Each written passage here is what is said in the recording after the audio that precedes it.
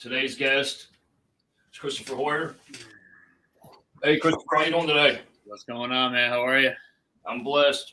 Cool.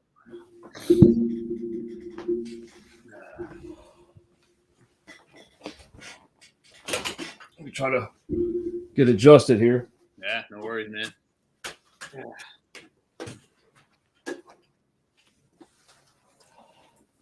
What are you doing? Huh?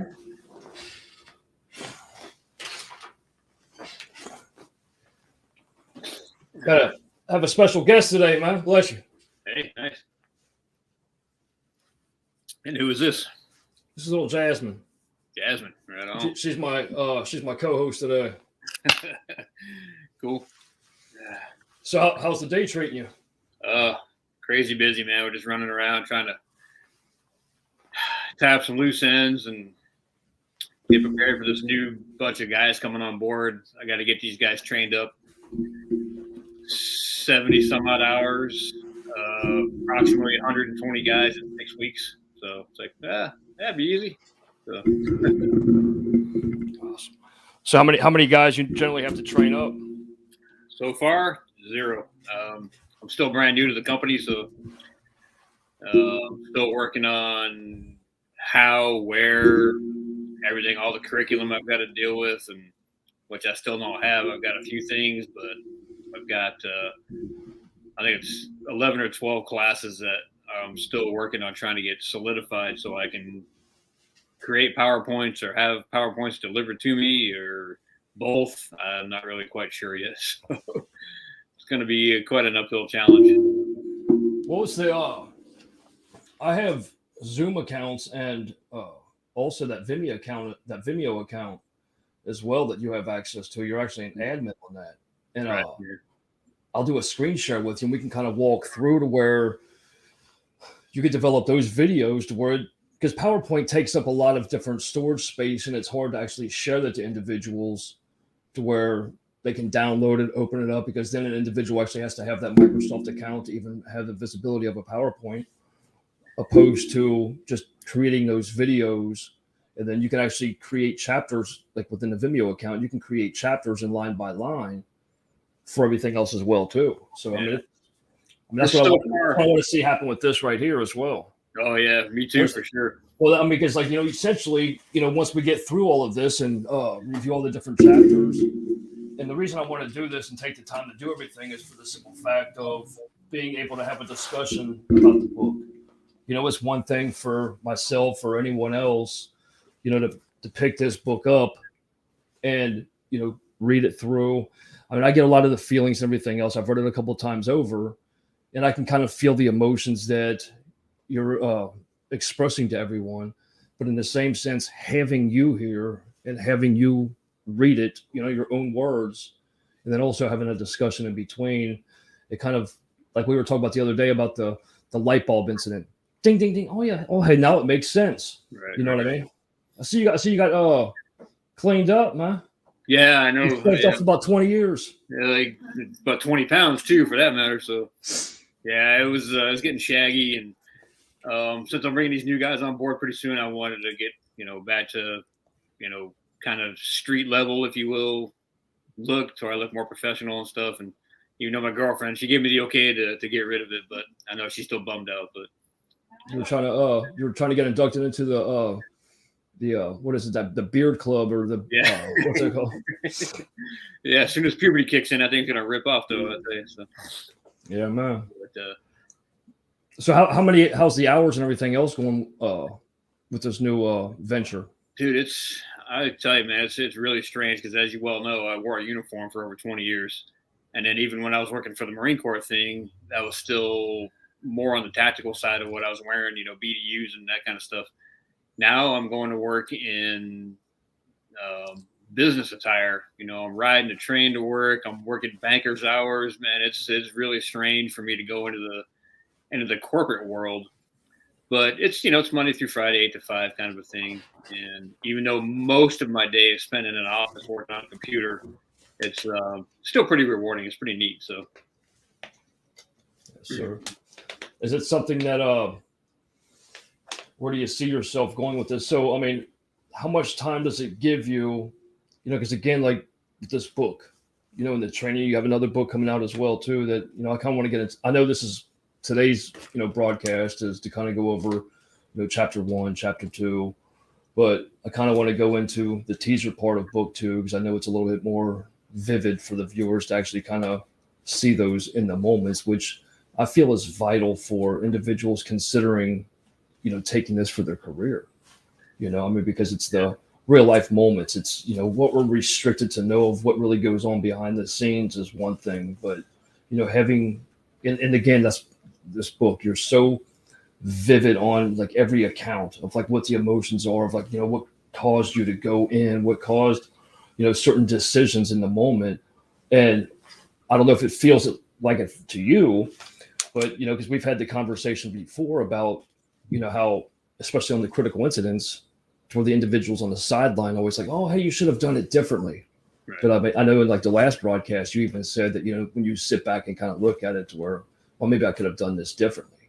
But it's easy to do that. But when you have to make a decision in seconds, it's beyond fathomable as far as individuals sitting there trying to judge or pass judgment or, oh, hey, did you ever think about doing this? And we've been talking split seconds. It's like well, yeah, but it's like I had 500 other little thoughts that I was trying to, process as well too. So yeah, and then you factor in you're trying to save your own life or life of somebody else. That changes everything too. I mean, I'll know the way Mike Tyson says it. Everybody's prepared till they get punched in the face. That changes everything. So yes, and I want that feedback, and I want guys to put themselves in my shoes in particular situations. And I've said this 100 times over. This isn't my quote, but I stole it from a friend of mine. It's a way, not the way. But this path that I went down worked up till this point, and then it started to kind of fall apart at this point. And that's not just in a critical incident. I mean, that's for my entire career. So I want guys to put themselves in my shoes and say, I would have never done it that way. Great. Okay, well, please educate me on how you would have done it, And every circumstance is going to be slightly different, of course, as we all know. And so I want to, this is why, I talk about this. We'll get to this hopefully into the book at some point in time. Me and my girlfriend says it's going to take us a year to get through this the way you and I talk, but whatever. Thanks, Natalie. Hey, that's the importance of editing because, actually like with these live shows, that's what's beautiful about having her kind of, in the background is the fact that, her being able to get it back on course. You know what I mean? She does with me. She's sitting across the room with her whip right now, getting ready to freaking, get me back in shape. So, well, it's important because, especially with this being the live broadcast and essentially, as the viewers grow, and that's really what, I mean, you and I both are aiming for the fact of, having people, while this is a live broadcast, to ask the questions as we're going. Absolutely. And, I know it's been a slow start. I kind of just like ramped it up to where I was supposed to start this venture, probably about like 6-7 months ago or whatever the case was. But I have the other businesses that I had to, dedicate my time to a little bit more. And because of my passion about where I want to take this here and the individuals that I'm trying to impact, in a positive way, help them grow, be that avenue, be that resource for, law enforcement, firefighter, first responders in general, and military personnel, military veterans, to where they have someone to reach out to, someone like yourself that's been there, you've been, and, you kind of share that, the vulnerabilities of, hey, look, I've been there. I had my own different struggles, but this is what I've done to overcome that. Yeah. And in the same sense, when you go into like the academies and you provide your training, your insight, and you're doing like the national speaking, you're always going to have like the individuals like well, did you think about doing this? Well, I didn't then, but that's the reason I'm in here right now training you, is so that you can kind of think of where I was at. And now you can kind of put yourself there and you can come up with these other things to where it is that split second decision. It is that muscle memory and things like that. So and I'll commend you until the end of time, Chris, for, everything that, I mean, taking that tragedy, taking your whole career, the good and, I mean, you've exposed quite a few instances in here where it was kind of like hey, kick myself in the teeth, but hey, I know now. Yeah. And it's a blessing for others to do. So with that being said, what I try to do is, like I talked about, playing the what if game and, I'll what if it all up until I get on the range or in the DTAC room or wherever it is. And then I'll let somebody else that has more experience than I do teach me another way that can work. And then I try to put that in the real world scenarios. And so, I bring the what if game to here, I bring the DTAC level to here, and then I bring the street to here. And you've only got a little bit more room that you can change things around when you need to. But if you've got all that knowledge already, when like in my first shooting, when it ended up being one scenario that I would never have thought of in a million years, I went through all the things that I had thought about prior to, and when it came time to pull the trigger, I went straight to that next level, and like in a half second. And that's exactly why I did what I did. I had no idea that's what it was going to end up being, but as it turned out, it worked out pretty good for me. Thank God. I saved my own life, literally. But so how much of kind of like what you and I are doing with the chapter by chapter, how much of the chapter by chapter is it, or are you wanting to create the training to be such, but how much of the chapter to chapter is it when you go into the agencies, or if you're doing one-on-one with, officers and things like that, as far as, this book, what you try to, convey to them as the lesson, to where it's individuals can take what you're offering and implement that into, their strategies and, put it into their tactical belt, basically. Well, I think I'm nearing one of the bigger challenges of the training environment, of getting guys to kind of not do it my way, because I don't want people doing what I do, because that's not going to work. Because like former boss, shit magnet. Exactly right. I told my boss, I'm like, look, I'm not Steve. I don't do what you do. This is how I do things. And so trying to get guys to just open up and realize that you can be the top dog SWAT guy in the world, but that doesn't necessarily mean that you know everything you need to know. And so being able to get these guys to say, hey, you know what, maybe I don't know everything that I thought I did. And this guy, if one guy out of 100 takes away one thing that I'm teaching, I'm okay with that. Say, hey, I don't like the way you did this, but kind of, that one thing you did say made me think, and I'm going to go in another direction with that, and that's pretty much what I want, just to open it up. So, and what's going to happen. So, people ask me, I've actually made a post today in regard to it, is, people will contact me like private message, or they'll call me and ask me like why I do what I do. And it's they're like, I seen you only had like 25 views, because it was talking about the post in regard with that I did with Michael Zanito in the Peacekeepers for Life. And they're like, you only get like the 25 views, why do you continue to do this and, push? I'm like, well, you and I have a different mentality in the first place. If you're asking me that question, it's like people ask me all the time why I get up at 2:30, 3:30 in the morning. And it's like, if you have to ask me that question, you're on the wrong path anyway. You know what I mean? And it's just that I do what I do, just what you just said, in regard to, if I can impact one life to where an individual is going to be able to, alter their course for the better, my purpose is served, and I don't even do this, what I do right here, for me. I mean, it's for yourself and for everybody else that you're going to impact. I want to be that avenue for individuals to reach out, because I handle suicide prevention. I have mental health counseling. I have so many other different programs that I do that I'll fund for everything for you to get in different agencies, because people need to hear what you're doing. And, that's coming really, really, really soon. I'm just trying to find out the different venues and things, because I want to kind of get it set up to where, Ray Bashir's with Blue Shield Tactical can utilize the actual facilities as well, bring you in, kind of do a duality if we need to. And now that we have, the resource of Michael Zanito, bring him in, kind of, connect you all as well too. And then on Tuesday, I'm doing Michael Subaru, and he's got the whole plethora of different, resources and everything else that he does. So he does. He's a very wisdom-oriented type of guy, man. I just love listening to him talk, because he's so passionate, and he's up in your face telling you all his experiences, and I'm thinking, my God, this guy is, he's almost compelling to where you don't want to look away, because you don't want to miss anything with him. It's awesome. So, but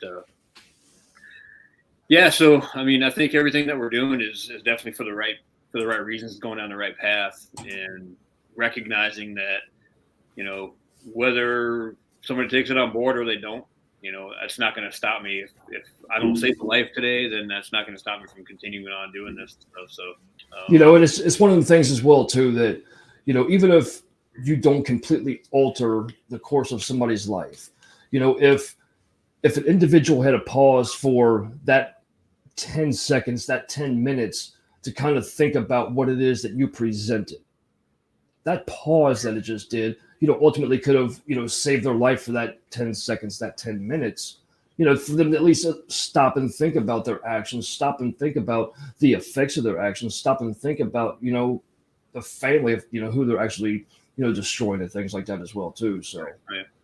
And that's tough. I mean, no matter how you look at it, anybody with any length of time on the department has altered their emotional state of mind on so many different levels, you know, and regaining that composure sometimes. I mean, I'm for that. Gaining that back is very, very difficult sometimes because you're on the wrong side of the fence. You're getting beat up by your squad mates and your boss and the brass, and nobody cares.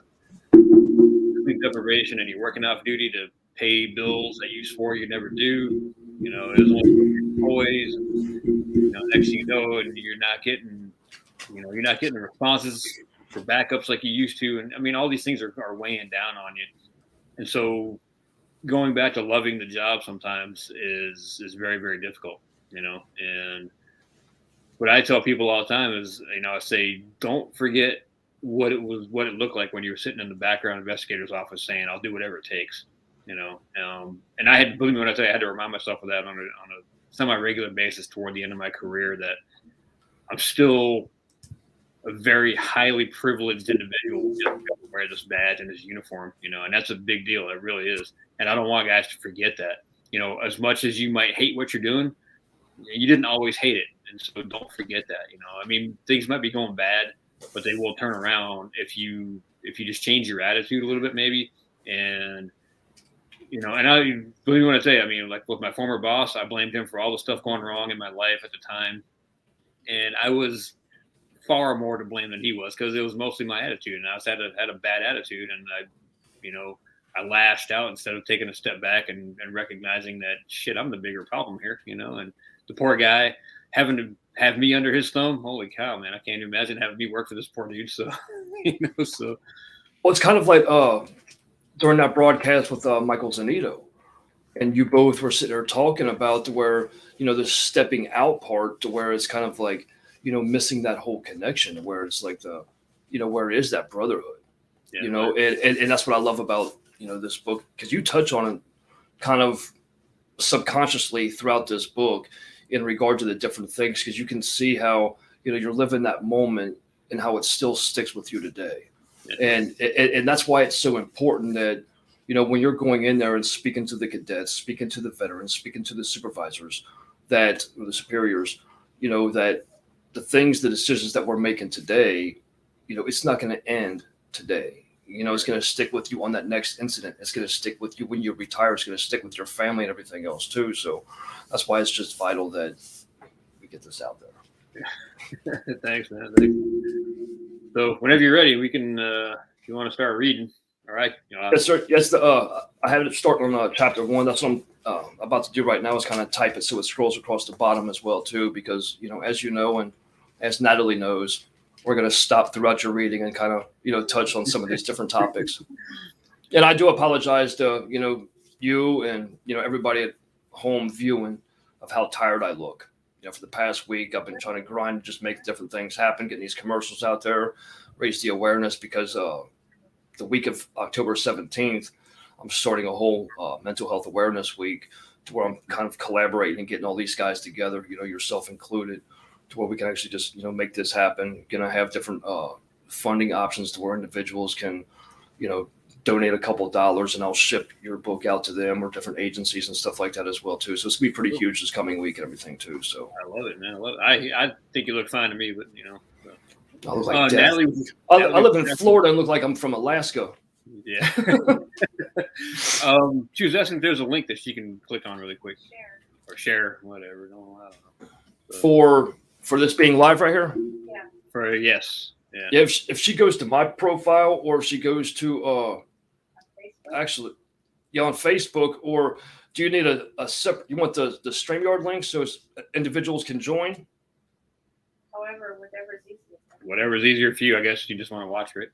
I want to watch and share it. She wants to watch and be able to probably comment and share, I guess. So I should just bring her over here. So well, here I'm going to send her a link right now. Oh, there you go. I'm going to send it to you. Then you can forward it over to her. That on the phone or anything else. Let me see if I can invite a guest. Copy the clipboard, and in this way, she could actually join the broadcast. I mean, it'd kind of be I'd kind of like to have her on here anyway. That way, even viewers at home to see, like, because it's a whole different aspect to where she's reading it from the sideline and being able to take that manuscript that you handed her of everything that you've been through.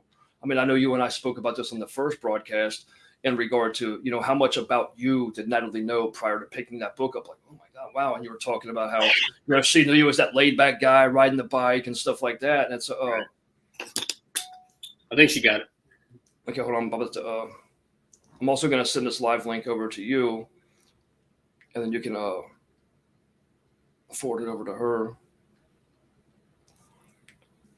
And then for the viewers that are watching this in the groups, that I share it to the groups, there's a StreamYard link because you have to allow Facebook to share your profile in order for you to make comments and communicate with Christopher if you have questions for him. That way I can broadcast your comments up on the screen and everything else as well too, if you're viewing from a group. Okay, so I just texted you the link to actually join the group. Go ahead and forward that over to Natalie. That way if she wants to join in, she can join in. Or if she wants to take that link and email it to somebody else, a friend or somebody else that may want to join in. I let Chris Gregorio. I copied him on the email, and Sam Livingston and John Hall. But it was kind of like last minute. They didn't get it until 10 minutes before we're about to go live. So I understand if they don't have opportunities to jump on. But I just encourage everybody to make the comments. I'm gonna. As a matter of fact, let me do this invite real quick.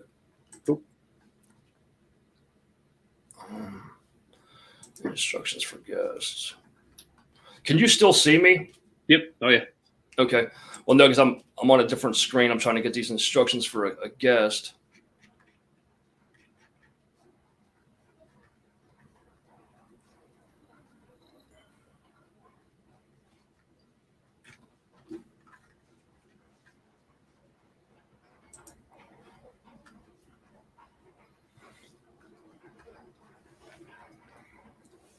Excuse that background noise. I'm in my office right now, and the cleaning crew's out in the hallway with a little cart.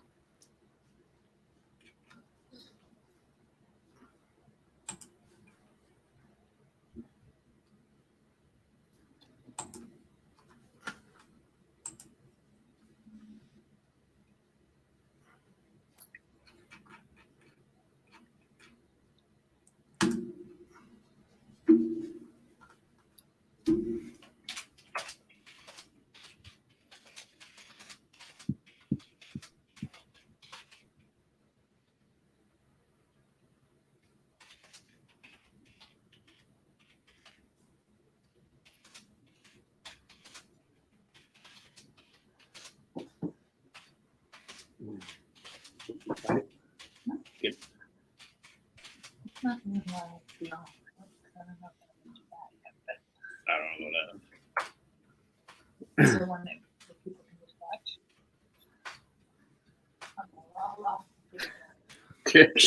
Is she wanting the link for individuals to watch? Yes. Okay. Hold on.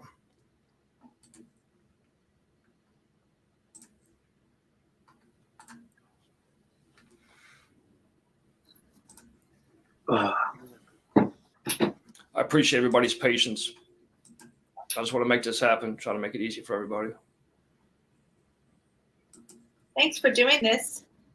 Always. I appreciate everything that both of you have done. I appreciate you, Natalie. I mean, I know, some may look at it as a job and everything else, but you taking the time to edit that. Well, it's vital that you're able to sit there because you looking at it, you're seeing it as if it's one of us, seeing his life. So for you being able to, put it, in a perspective that, others otherwise wouldn't be able to, have that visibility. I mean, it's tremendous. Thank you. Well, and then having to put up with me is also another. That made it. That was another degree of difficulty. Yeah. See, my poor boss, my poor girlfriend. I mean, holy cow, man, insane. So. Cue cards. Yeah.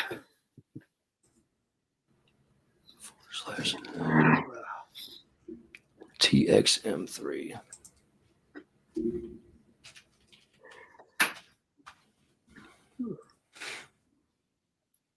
XDAF.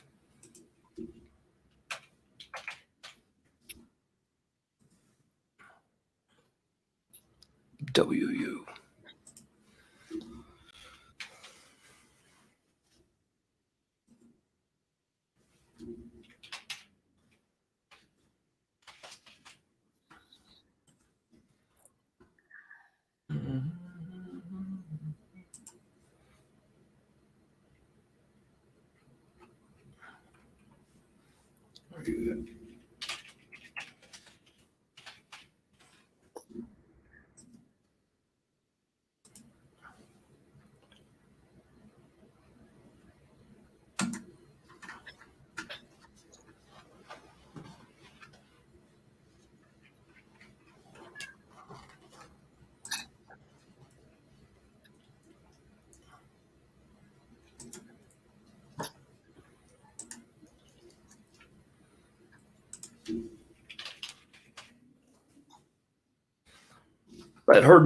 Let Natalie know that I just tagged you in the post of us being live right now. So she could actually just forward that over and share that as well. Okay. That's what she wanted, apparently. So. Something I've learned is whatever Natalie wants. That's all I need to say. So. A happy wife, or it's a happy life, and it's the a lot of people take that in a literal sense to where marriage is just a government thing that just kind of puts a tag on everything else as well. You know what I mean? And it's just, if you care enough about someone, you're married regardless. Yeah. That's where like common law marriage back in the day used to stand true and everything else. So. Yeah, we're getting there pretty quick, actually. So that's awesome. My tiny little apartment's getting even smaller with her here now. So, oh boy. So. Oh, here, this right here. You don't need this. This can go. Here, here's my stuff. Here's flowers and pillows. That's the thing with her. Why would we need 27 pillows on the bed? I still can't figure that one out. But speaking of like the bed, it's like making a bed. It's one of them things that's like, you make your bed to mess it up later on. Exactly. What's the what was that general that captain's name? But he was talking about the you want to start success in life, start by making your bed. Yeah, that's a great speech. Book. That's a great book too. Admiral McRaven. That's it. Yeah, good dude, man. I like that guy. So I missed him. We were down in Coronado, California. Apparently, he was in the same store where I was doing book signings like a half an hour before, and I missed him. And I was so upset. I'm like, dude, come on. How often do you get to meet a guy like that? But man, we never did get to find him. So, but next time maybe. So. It's always the next time. Yeah. Ish. Of course, I'm hoping he's gonna be like, "Hey, that's Chris Hoyer. Holy cow!" Right? So.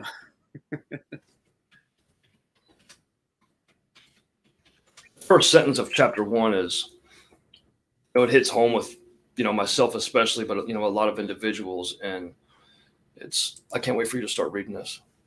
Yeah. Huh. Yeah. Apparently that is true. I'm not sure I fully understand it, but I'm just going to go with yes, you're probably right. So, yeah, either that or I'll be sleeping on the couch. So.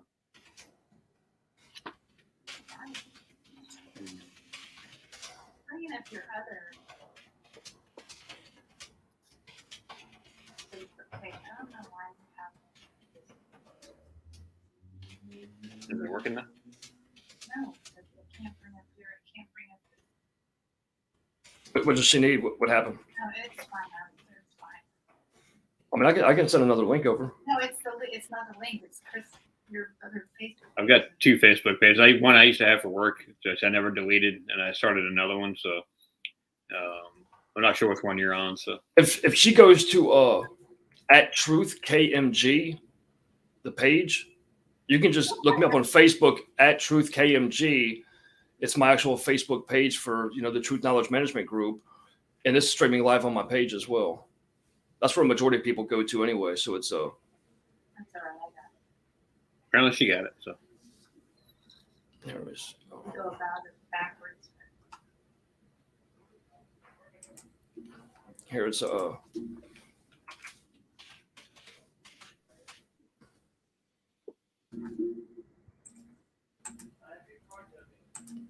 there's the Facebook page. So if you look up on if you look for just like you would look a person up, if you look up to @T.R.U.T.H or Truth KMG, it should pull that page up. okay, yeah, she said she got it. I think so. Perfect. You got it. Cool.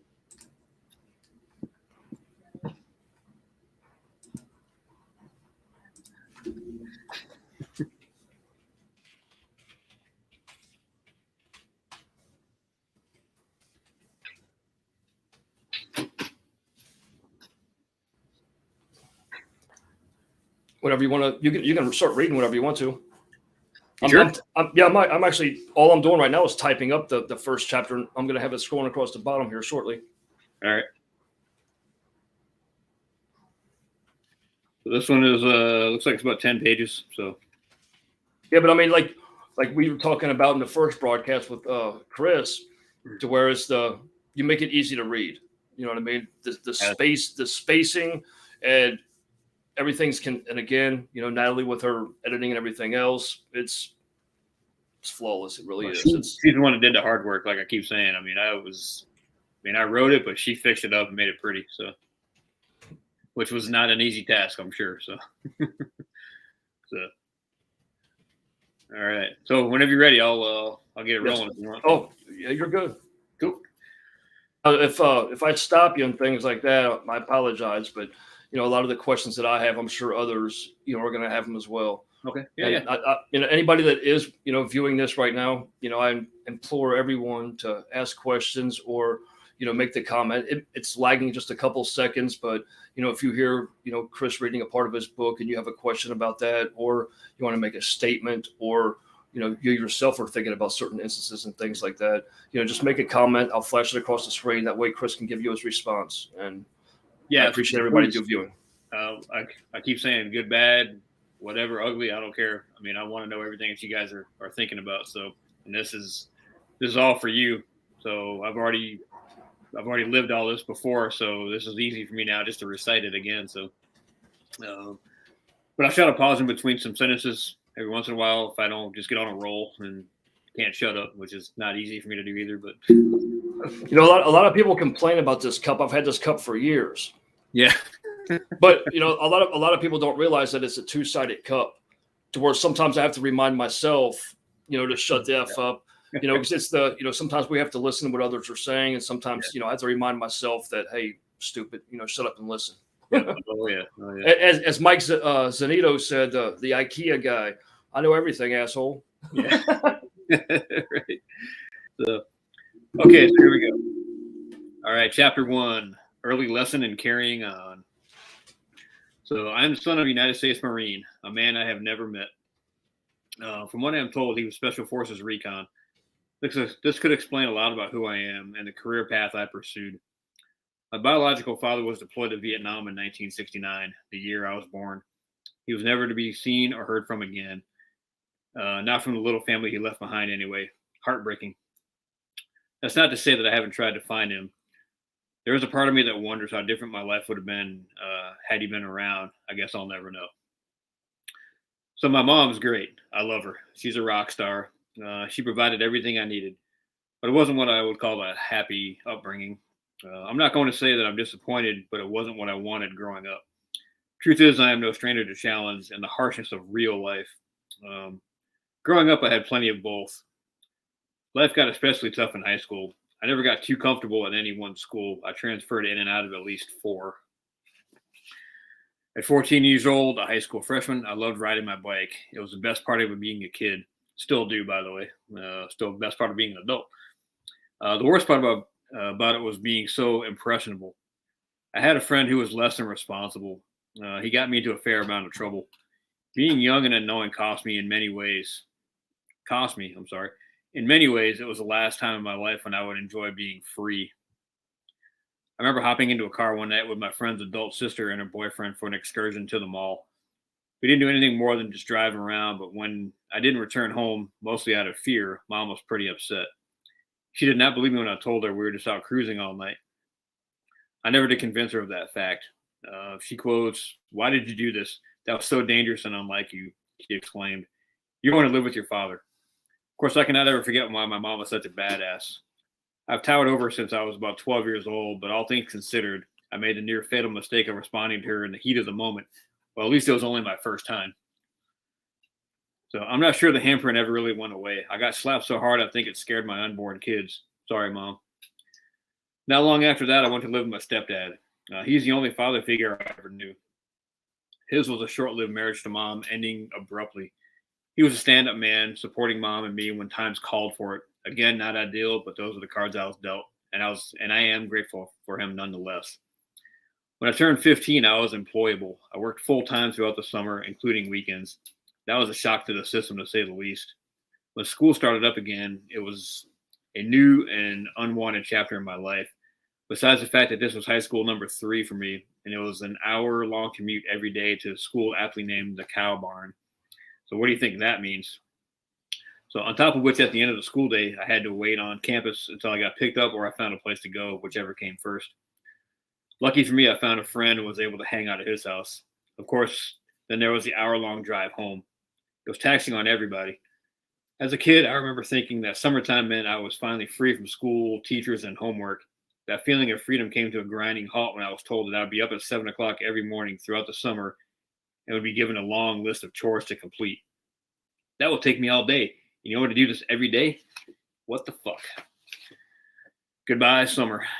After a year of that nonsense, I was asked, would you like to go back to a normal public school? You mean like in a real city? Yeah. That's when I enrolled in high school number 4. It was goodbye to the Cow Barn and back to regular school, as regular as possible in the New England area. It was one of those that sounded great in the brochure situations in the middle of nowhere in some godforsaken forest, deep, deep in the forest. The house we lived in was set in an amazing location for summer camp or a vacation rental right there on the lake. But for full-time living, it was tough, especially for a city kid who knew nothing of responsibility. I was contending with mosquitoes that rivaled pterodactyls in the summer, and in the winter, the snow was so deep you had to carry a flare gun and emergency survival kit to the end of the driveway. Not that you could drive. The plows would block in the driveway with mountains of snow every stinking morning as they scraped it out of the roadway. And you would need at least a 30-minute head start to warm up the car. And who do you think that got tasked with that? That was me. Best of all was the mile-long walk to the bus stop. And no one believes me, but it was uphill both ways, and in the snow, and in the dark, and barefoot. Okay, I made that part up, but give me a break. Add the 1.5 hour and 15-minute bus ride to school, and I was the first kid on in the morning and the last one off in the afternoon. Jeez. For the most part, things were mellow until the beginning of my senior year. A few weeks into the semester, everything changed for the worse. I was 18 years old, had a total piece of shit for a car, but it was mine. Unlike my junior year when I was Mr. Popularity, a stellar athlete who was dating the head cheerleader, my senior year was rough. It was a game of catch-up. I had to complete a full class load in order to graduate. Being responsible was the priority at home, so I was working full-time too.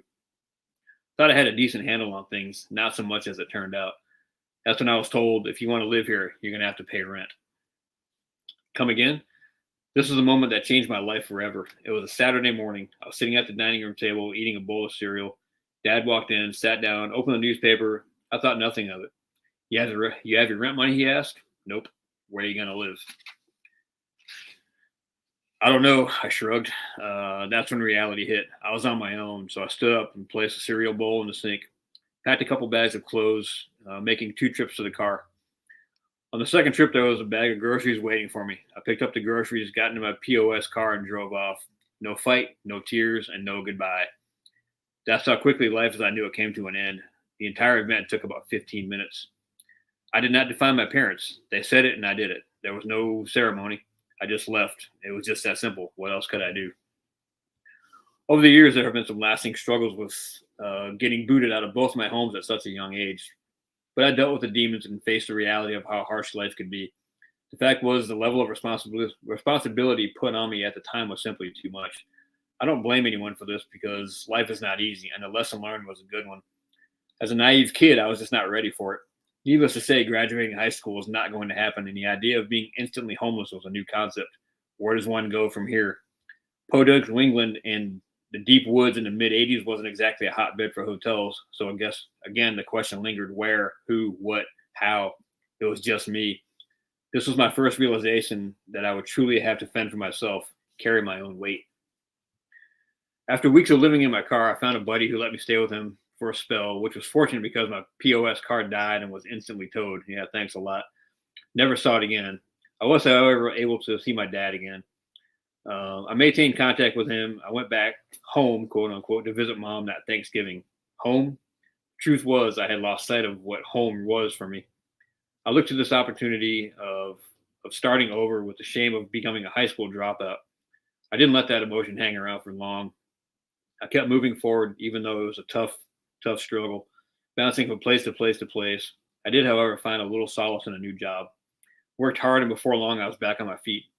I saved up enough money for an apartment, and soon after, a new hot rod. Life got easier.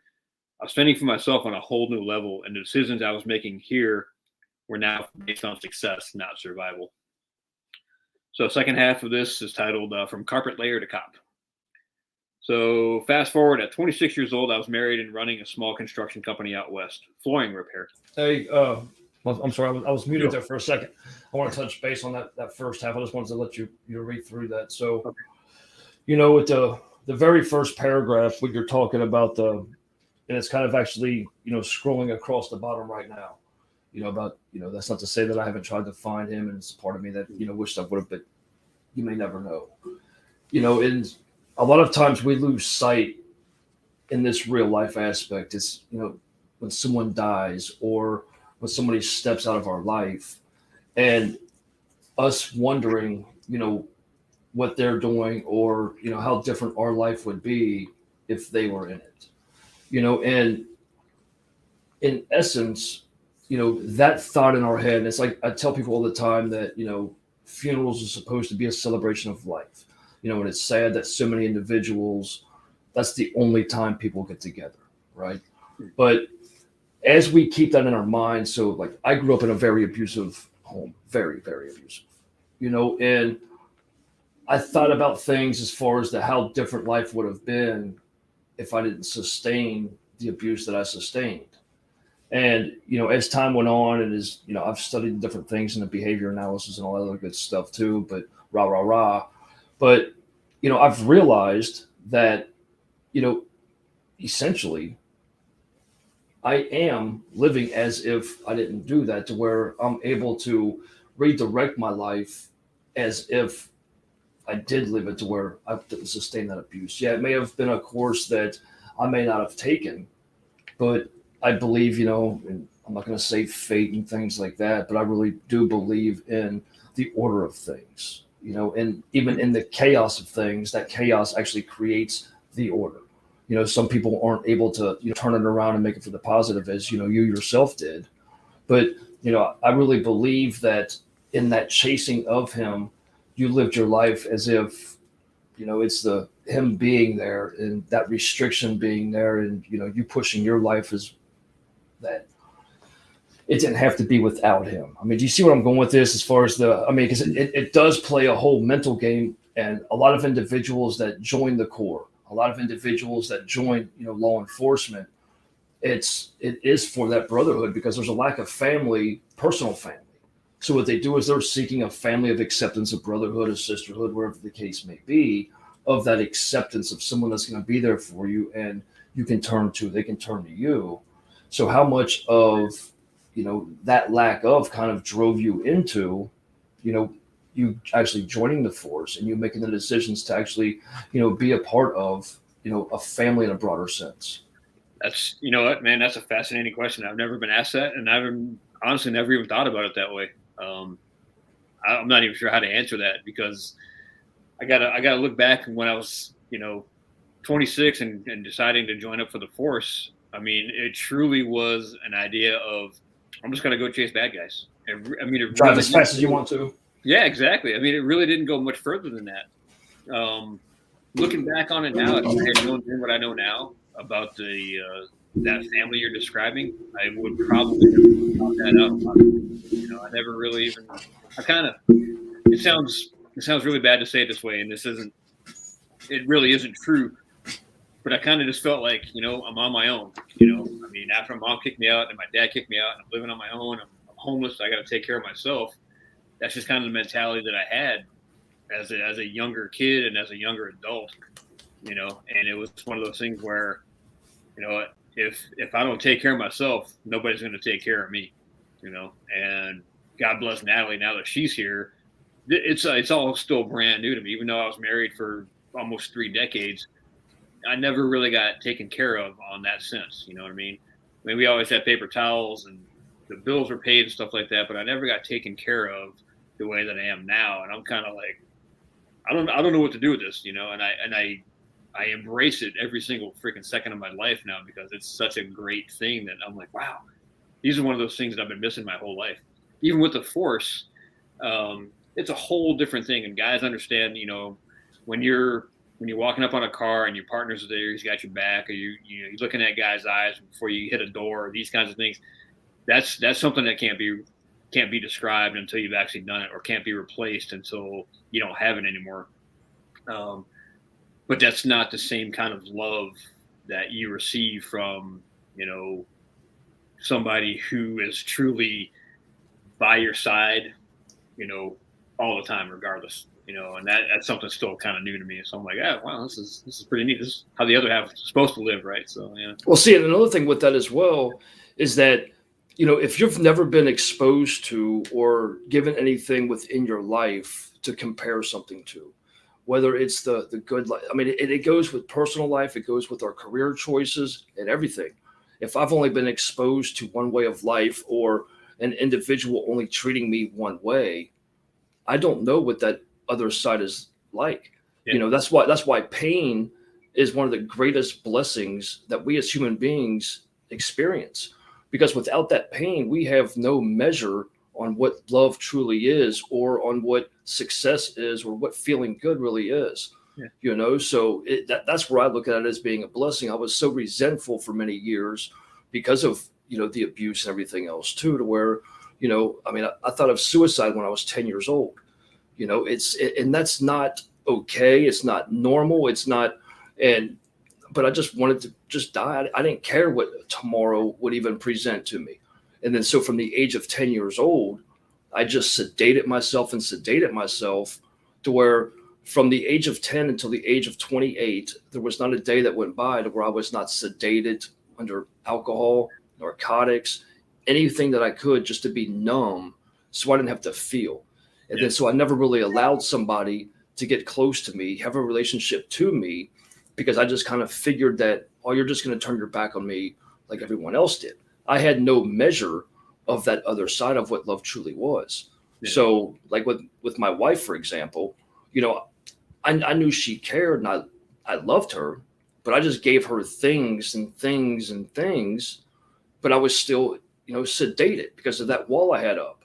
And then when she was murdered, that's when my whole life did that 720, around and back again. Right. Towards that. Now I had a measure, and that's where, like, everything. So from 2006 until where we sit today has just been that my only happiness is the happiness of other individuals, and so, like, people always question about the passions that I have. And that's why I love your story so much. That's why I love conversing with you so much. It's just that, because you have a real story, and you've taken a negative and you've made it positive, not only for yourself, but, David Glasser, and being able to keep his memories alive and dedicating this whole book to him, to ensure that other law enforcement officers, their brothers, their sisters, are able to be more aware to where they're not going to have to sustain that loss because you yourself had that measure to be able to say, hey, you know what, this is what it was when I was there. This is what, I witnessed. This was the outcome of it. You don't have to go through that if you take these proper steps of which your book lays out perfectly. And that's why all of this is important, what we're talking about right now, as far as, your father not being there. Because again, that played, the step-by-step of this book, you may not seen it. Natalie probably seen it as she was editing and putting it in, from our eyes being the readers, but it's the, that level of measure of what led up to. And then, the end of what caused your retirement, what caused you to write this book, it's that measure, and you finding the love. And I believe the whole sequence of everything else has fallen into place. The writing of the book, Natalie coming into your life. Now you have a whole different measure on everything. Completely, and that's why I think it's beautiful of what you've done. I want to see you continue to do this. I want to see you go, share it to individuals, start speaking more, training more. And it's just, I just pray that the viewers at home, understand, the impact and, the blessing that this book presents. Yeah. And I don't think it's a secret that I didn't want any part of this. I really didn't. I didn't want to be on that scene. I didn't want to go to the funeral. I didn't want to do anything. But I was there, and I do feel like there is a huge level of obligation on my side that, man, if I don't tell the story, it's one of the greatest stories ever told, and this, it is part of my story, of course. Yeah. Cause I wrote it, but there's a million other guys that have been through a lot worse stuff than I have that maybe never got to that level where they could either talk about it, face it, deal with it, or whatever else. And, it's one of those things where I don't make any secret about it. For the guys that haven't been through it, I want them to recognize these are the signs you're going to face. The guys that have been through it, to say, hey, man, it's okay to say you're not okay. And I harp on that all the time. Just had that conversation with another podcast guy from Florida that wants to talk about my story. And, I pointed that out. It's like, look, man, you got so many of these guys that, they're still doing what I was doing, pounding their chest, going, up, I'm good. Okay, well, you can say that all you want to, but, you're full of shit and you're denying it that you're not okay. And again, if you want to be okay, you can be okay. If you take the proper steps to get to where you need to be, is it going to be easy? Probably not. It was never an easy battle, in my 18th year on the force when everything just started to fall apart. Everything. You name it, it was just going bad for me. And I stuck to my guns and said, I can't quit. I can't give up. I can't just turn my back, because how's that going to look for me personally, professionally, as a parent, or whatever else, all these excuses that I had that I couldn't quit. I just couldn't give up, and I just never did. So, and that was on top of that as well, too. It's no wonder why, and I just ran a commercial yesterday, in regard to that, sharing about mental health with like suicide, to where, a lot of individuals don't realize that more law enforcement officers die by suicide in a year than that of in the line of duty deaths. And that's sad. That's really sad. It's just that, people have that passion about going out there and making that difference, to where it's the, oh, I'm fine. And it's those same individuals that, because there's really no hint there to anybody, so many smiles hide, depressing lives, or, everybody just bottles things inside because they don't think anybody else will understand. And, again, this book, you exposing the fact that, hey, I have been there. I do understand what you're going through. It's important because it's going to be that one thing that does make someone comfortable to say, hey, somebody else has been where I've been, and step out and talk about that, rather than feeling like nobody's there and everything else too, right. Which goes back to what we were just talking about as far as being exposed to something, not knowing what that measure is, so. And that's tough. That's tough for our community. And I'm not just going to limit it to the first responder community, but talking about the veterans and lots of other folks. I mean, a whole long list of people that I couldn't even mention, that are all going through their own personal struggles, whatever that is. I had a guy, Nat and I were talking about on the way home. I was munching on some grub on the way home on the train, and this guy got on the train. He was wearing a mask, and he was giving me like the worst dirty look ever, shaking his head because I wasn't wearing one. You know, and she pointed out, she goes, well, you don't know what's going on in this guy's life, that he maybe had somebody die from COVID, or he's caught it and now he's sick and now he's recovering, or whatever else, you know. So, you know, immediately passing judgment because that guy's struggling with whatever it is, that's not your role. You know, be understanding and say, instead of being confrontational like we like to do in the first responder community so much, you know, take a step back and show some compassion and show some love to this guy, maybe, you know. And if it's one of those things where you're not going to be able to fix him, hey, you know what, that's not on you anymore. You made your effort to try. And in, you know, in my case, I don't give up. I mean, I don't give up on anybody. Never have, never will. So if I've got somebody that's, you know, like I got a good buddy back in Phoenix, and a couple of weeks ago, he's like, yeah, man, we're back into the fight. We're getting out there. We're chasing bad guys and stuff. And then he had a lieutenant kind of backdoor him a little bit. And now he's back into the whole what he was before. Yeah, I'm going to go hide under my tree. I'm not going to do anything. I gave up my rifle, and I'm not going to, you know, I'm not going to deploy. I'm not going to do anything. And, you know, I've known this kid since his very first day solo was when I met him, and just fell in love with him because of how he was. And I'm constantly in his ear, and I'm like, don't forget who you were when you got on, man. Don't let these guys control what you do in your life on the street, and, you know, and they don't care. You're a number. Are you doing it for them, or are you doing it for you? You know, and he calls me all the time. We're always bantering back and forth and stuff. And I refuse to give up on him because he's such a talented cop and he's so passionate about it. I'm like, dude, you've got so much to give. Don't give up just because you don't agree with what's going on in your life, you know. So, and that's the thing though too with like seed packets. You know, you can have a whole packet of seeds, and you know you can just keep throwing those seeds out there. There's just going to be that one that actually, you know, breaks the sprout and actually, you know, sets in and grows to where, you know, they'll be able to sit back and be like, I remember Chris told me this. Now I know what he's talking about, and be able to take your follow up of those other seeds that you planted with that and progress forward, and, you know, have that little seedling, you know, sprout to, you know, a whole new life, you know. And that's why I always use that phrase, reinventing life. Everything I do is to reinvent somebody's life, regardless, you know, whether it's just their view on one aspect of life, or, you know, their whole path, literally, you know what I mean? It's just, sometimes it just takes that one little small step to reinvent your own life in a positive manner, you know. And, you know, it's just, you've done great things, and what you're doing right now is just stacking up on that, you know. And it's beautiful. Well, I'm sure there's a bunch of guys out there I think are probably full of it, you know, and I love that too. I mean, I want guys to tell me, hey, dude, you don't know what the hell you're talking about. Okay, well then tell me, educate me, because I want to know what I can do to make myself better so I can make other people better, or whatever that is, you know. And I'm all over criticism. Please, I mean, hit me with whatever. I keep saying that over and over. I know that, but I love it. You know, I mean, criticism is like, you know, a lot of people can't even really take correction. You know, a lot of people don't like to be criticized, but I wouldn't be who I am today if it wasn't for me being receptive of all the criticism. You know, I grew up sleeping under a bridge. You know, a lot of people say, oh, hey, you're full of shit. But, you know, just like my business is titled, you know, Truth, Reality under the headline.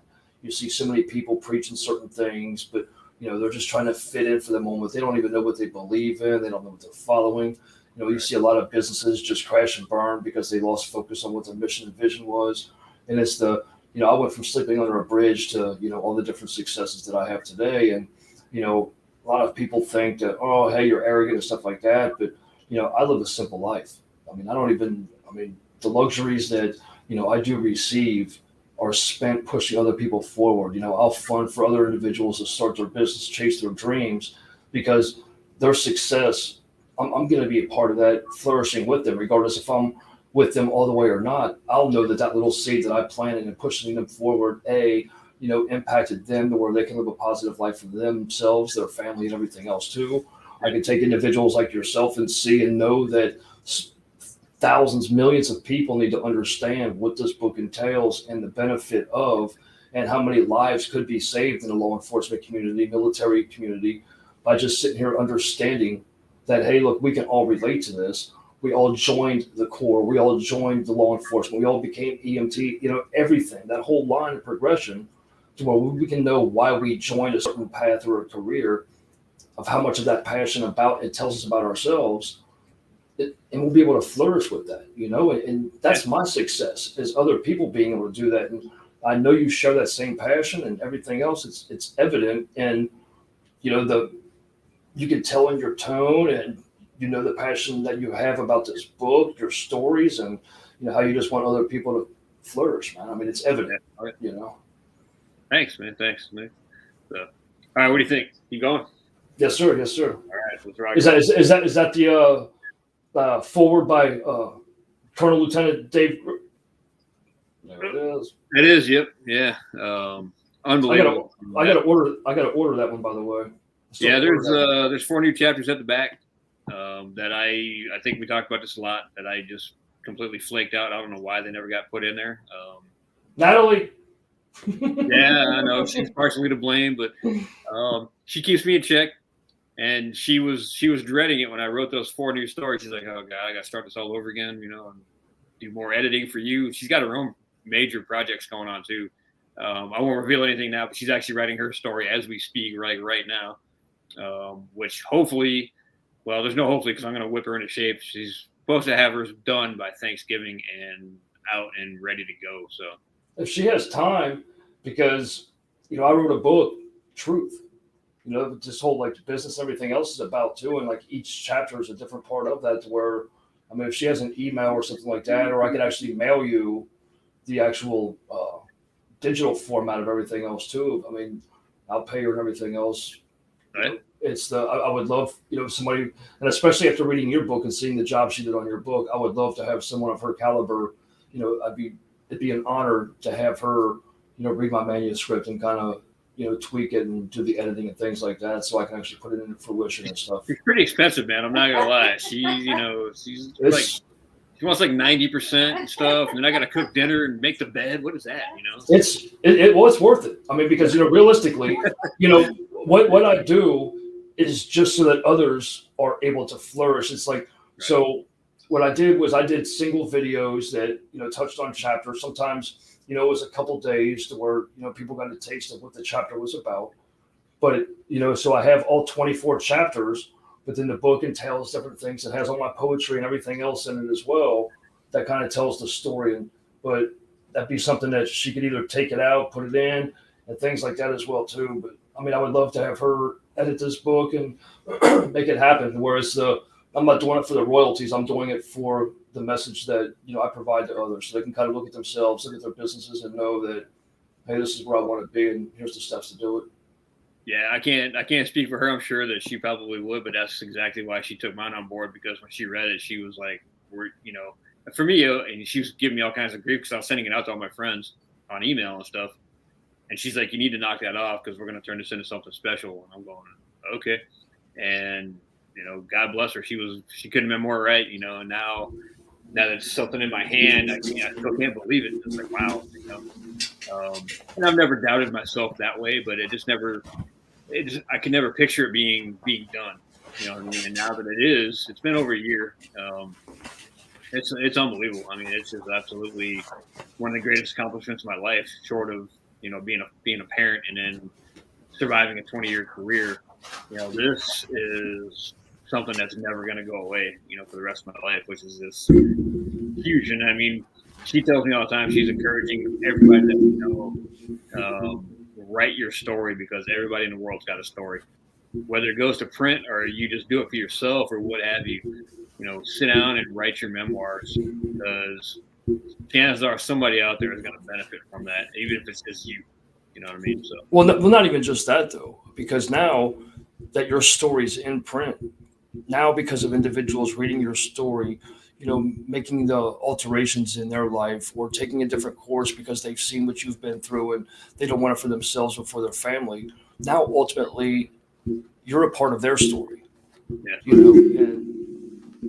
Which is huge. I love that. I absolutely love that people reach out to me and they want to share their experiences compared to mine, and which is like, yes, please do. You know, I mean, I dig that. You know, so especially when they're life saving stories. You know, but okay, really gonna go this time. Yes, sir. Yes, sir. Ready? All right, here we go. So, all right, from carpet layer to cop. 26 years old, I was married and running a small construction company out west, flooring repair. The work was not what I would consider rewarding, but being a small business owner was pretty cool. Paid the bills.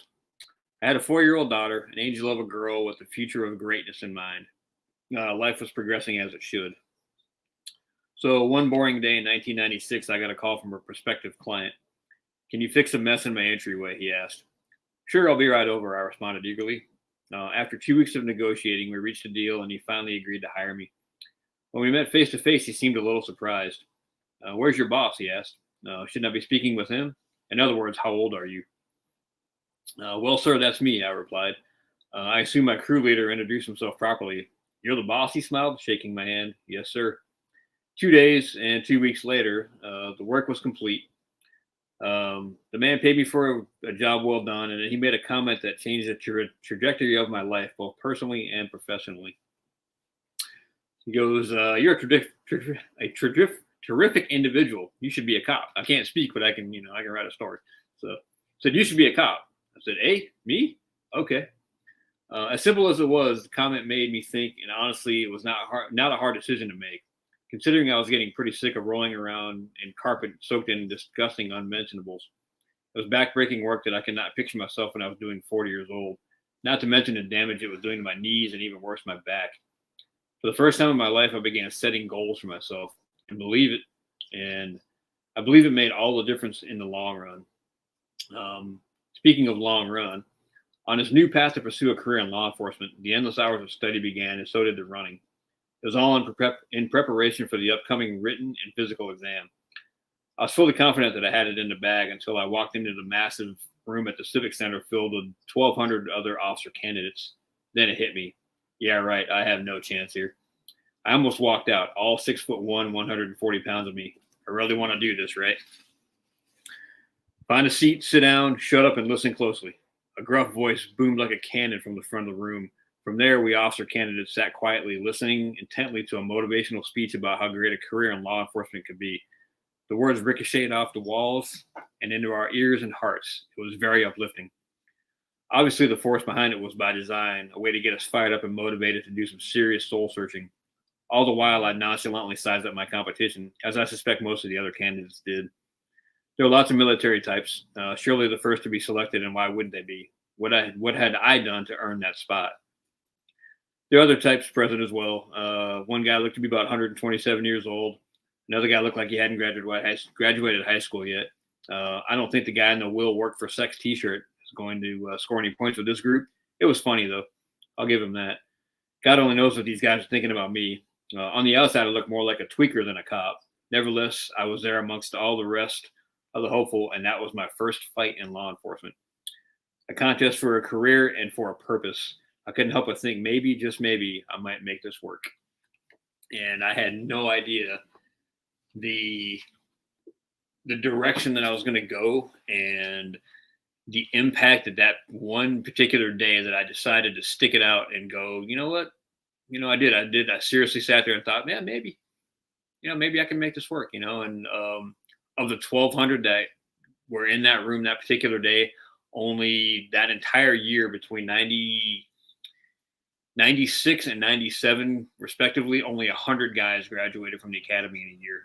So of that 1,200, I was one of 100. So wow. And how much do you think that individuals not knowing what they wanted for themselves, or not even knowing why they were in that room, like again, the book, you were explaining about what led up to you being in that room with the 1,200 individuals. You knew why you were there. You knew what you wanted for yourself. Even if in the beginning it was just for, driving real fast and chasing bad guys, you knew what you wanted for yourself. You knew the career that you wanted for yourself.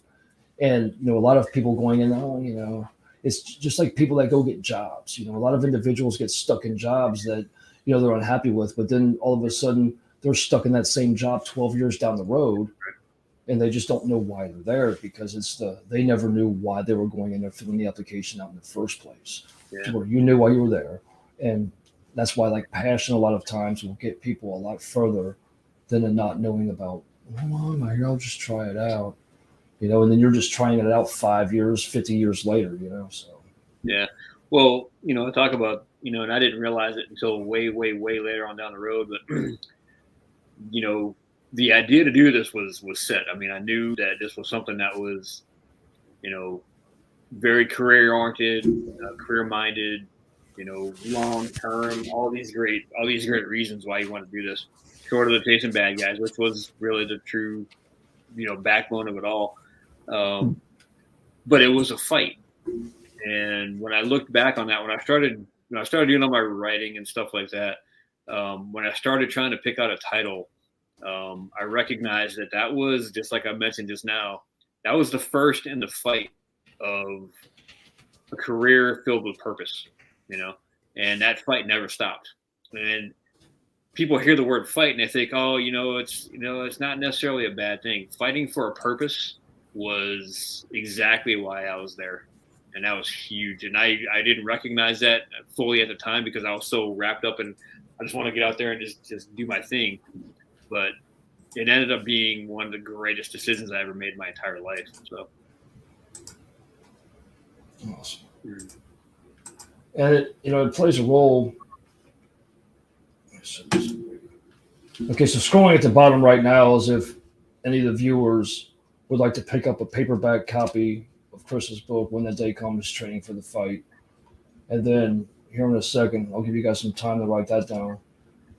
I'll put up the audio version and also the Colonel Lieutenant Dave Grossman forward and endorsement as well too. I mean, it's I myself have to get that book, the 4 extra chapters and everything else. So now let me ask you that in regard to that. So the 4 extra chapters at the end, does it touch base on anything that was the prequel to the book, or was it, really kind of the end, like an after everything happened and an after of this ending? Is it an add-on, or is it a kind of a filler that, goes into the rest of the book? You know what I mean?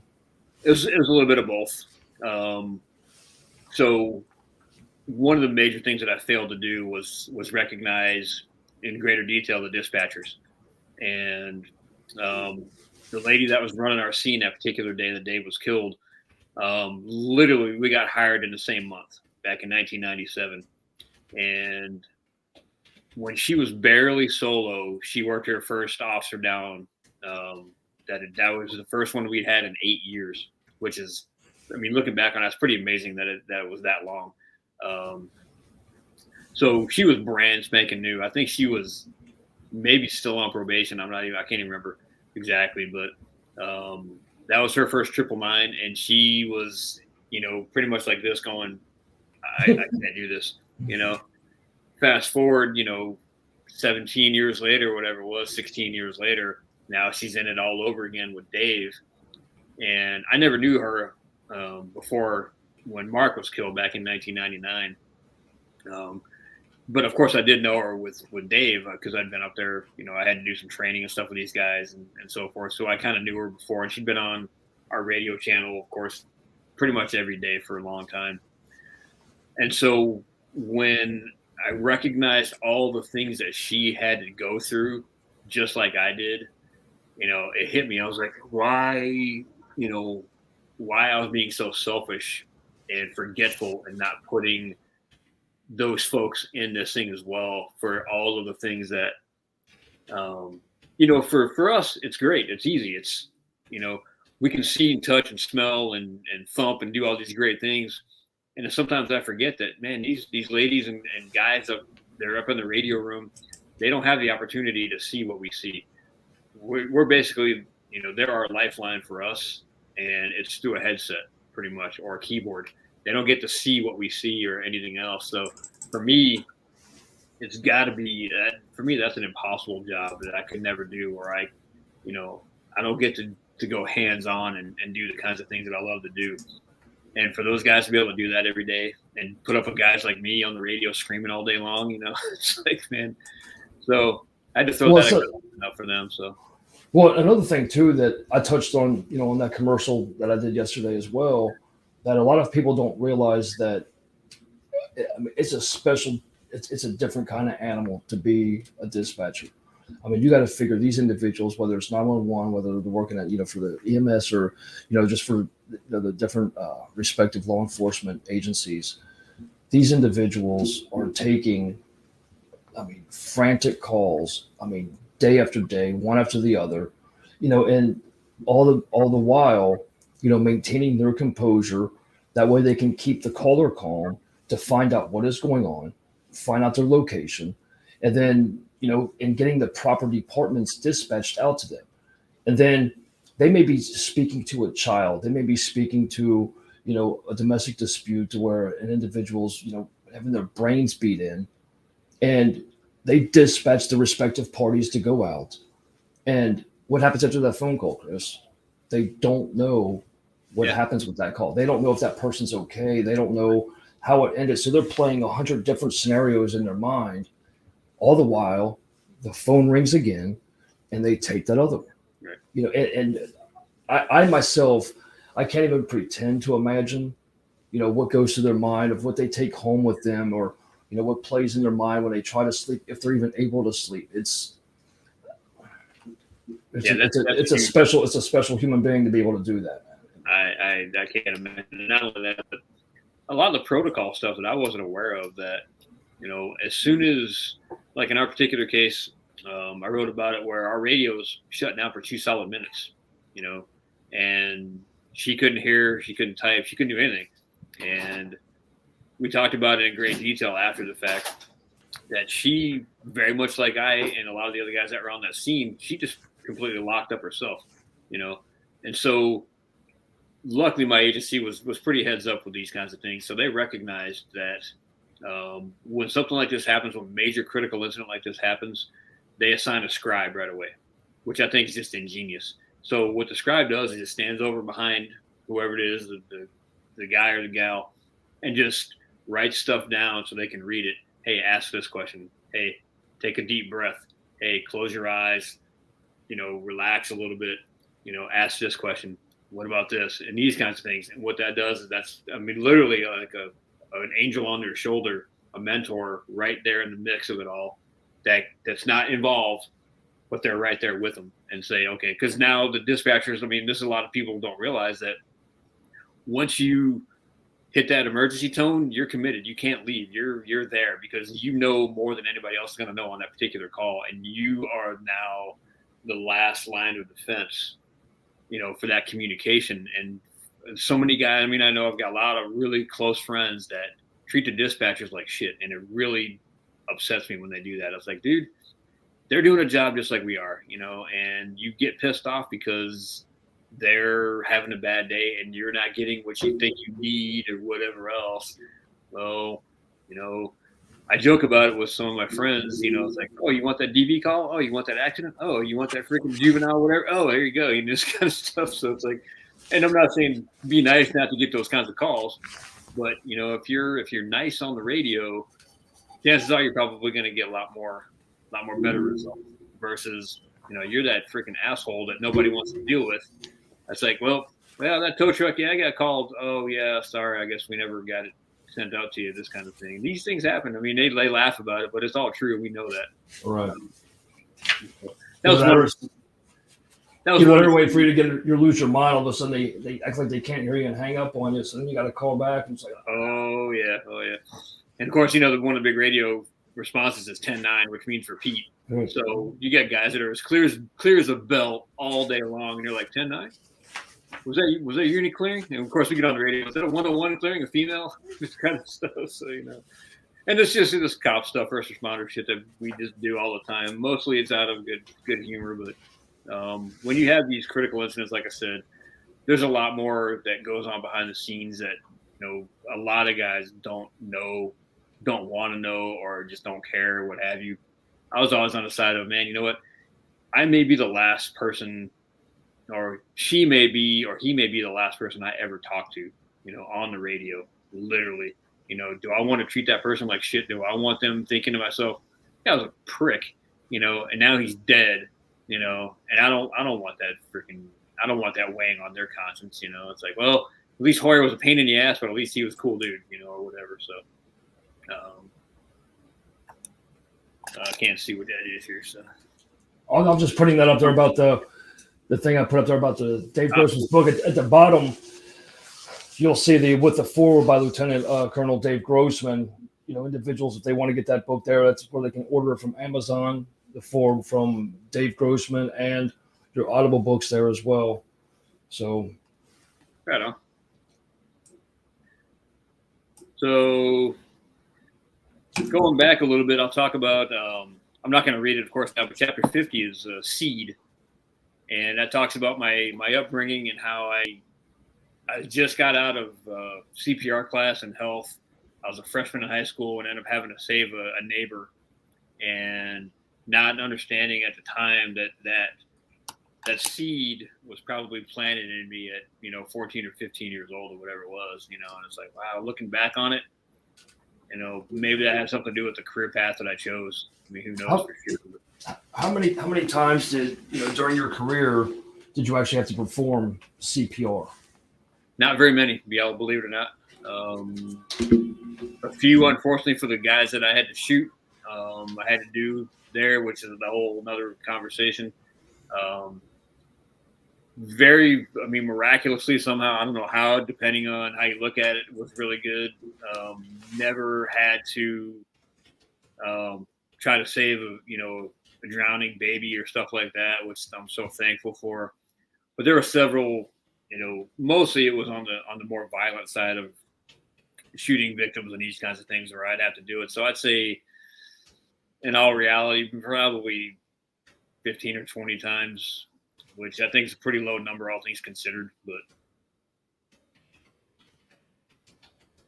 so, and then the next chapter was actually dedicated to two of my close friends. One was that I was just talking about earlier. It's called If I Had Known. And they're talking about stuff like, if I had known that other people were going through similar situations, I would probably have not turned to pills or attempted suicide or alcohol, these kinds of things. And they were very, very much like a lot of folks probably are right now sitting here in the audience going, nobody understands. And this is exactly what they were talking about, where they said the exact same thing. They're like, nobody understands what I'm going through. Yeah, well, believe me when I tell you, a whole lot more people have been through a whole lot of stuff that they completely understand. They may not know your exact mentality, but they've been there and they've got the steps that you can take at least to get you started on the right path, you know. So that was a huge one for me as well. Do you want to read one of the extra chapters and touch base on it? I mean, if it's something that's in correlation of like everything that, you know, we're going to cover in these coming pages. I mean, I kind of rather have, you know, one of those added chapters read. That way, as you're reading through these other chapters, you know, we'll know that end part. Or if you want to keep it in the end on the sequence as it is. Yeah, no, we can. I'll throw in the If I Had Known, because that one really wasn't for me. I mean, that one was for my two buddies, and I asked both of them. I said, "Would you guys mind if I quoted you in the book?" And they're like, "Are you kidding? Why would we say no to that?" You know, kind of thing. They don't know each other at all. One was from one agency up north. One was from my agency down in the valley. So, but very, very compelling individuals. Both of them, I love them both to death. They're awesome, awesome folks. And so this was chapter 51. It's called If I Had Known. So I've heard from friends, colleagues, and even strangers that they are alone in their struggles and that no one understands their problems. This topic is specifically related to first responders, mostly cops. A very dear friend of mine put it like this: I wish I had known I wasn't alone in my fight. If someone had told me they had been there through the same traumas, maybe it would have made it a little easier. Profound realization. You must remember that when you are suffering from the effects brought on by the kinds of events our community experiences daily, it is extremely difficult to get distance. Step outside your world and grasp the reality of how to heal. There's the endless nagging question of why. After the gunfight that took David, I would later discover after much therapy that I was the poster child for this brand of trauma. When first responders take on the enabler or rescuer in their community, they struggle in the worst way when they are unsuccessful in saving lives. Perhaps the word unsuccessful is not the proper expression, but I hesitate to use the word failure. The fact is, when the worst of the worst happens, it takes a toll on the first responder's body and mind. It is unavoidable and oftentimes unexpected.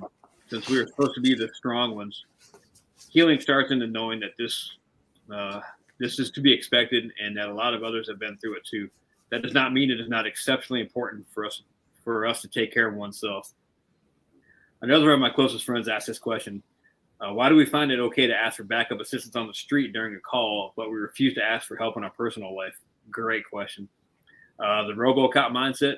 Are we too tough to seek help? My thought, how can I ask for help when I made a career out of helping others? If you're not okay, there's little chance of you helping others, at least to the level that they deserve. If you take on the role of a professional first responder, but give a half-assed assessment or investigation of someone calling for help, you need to stop and examine your wellness. If it's out of laziness, that's a whole other topic. If it's because you cannot focus based on your own emotional struggles, you're not doing anyone any good, least of all yourself. Now, this is surely not news to anyone out there. The burning question, however, is how do we fix ourselves?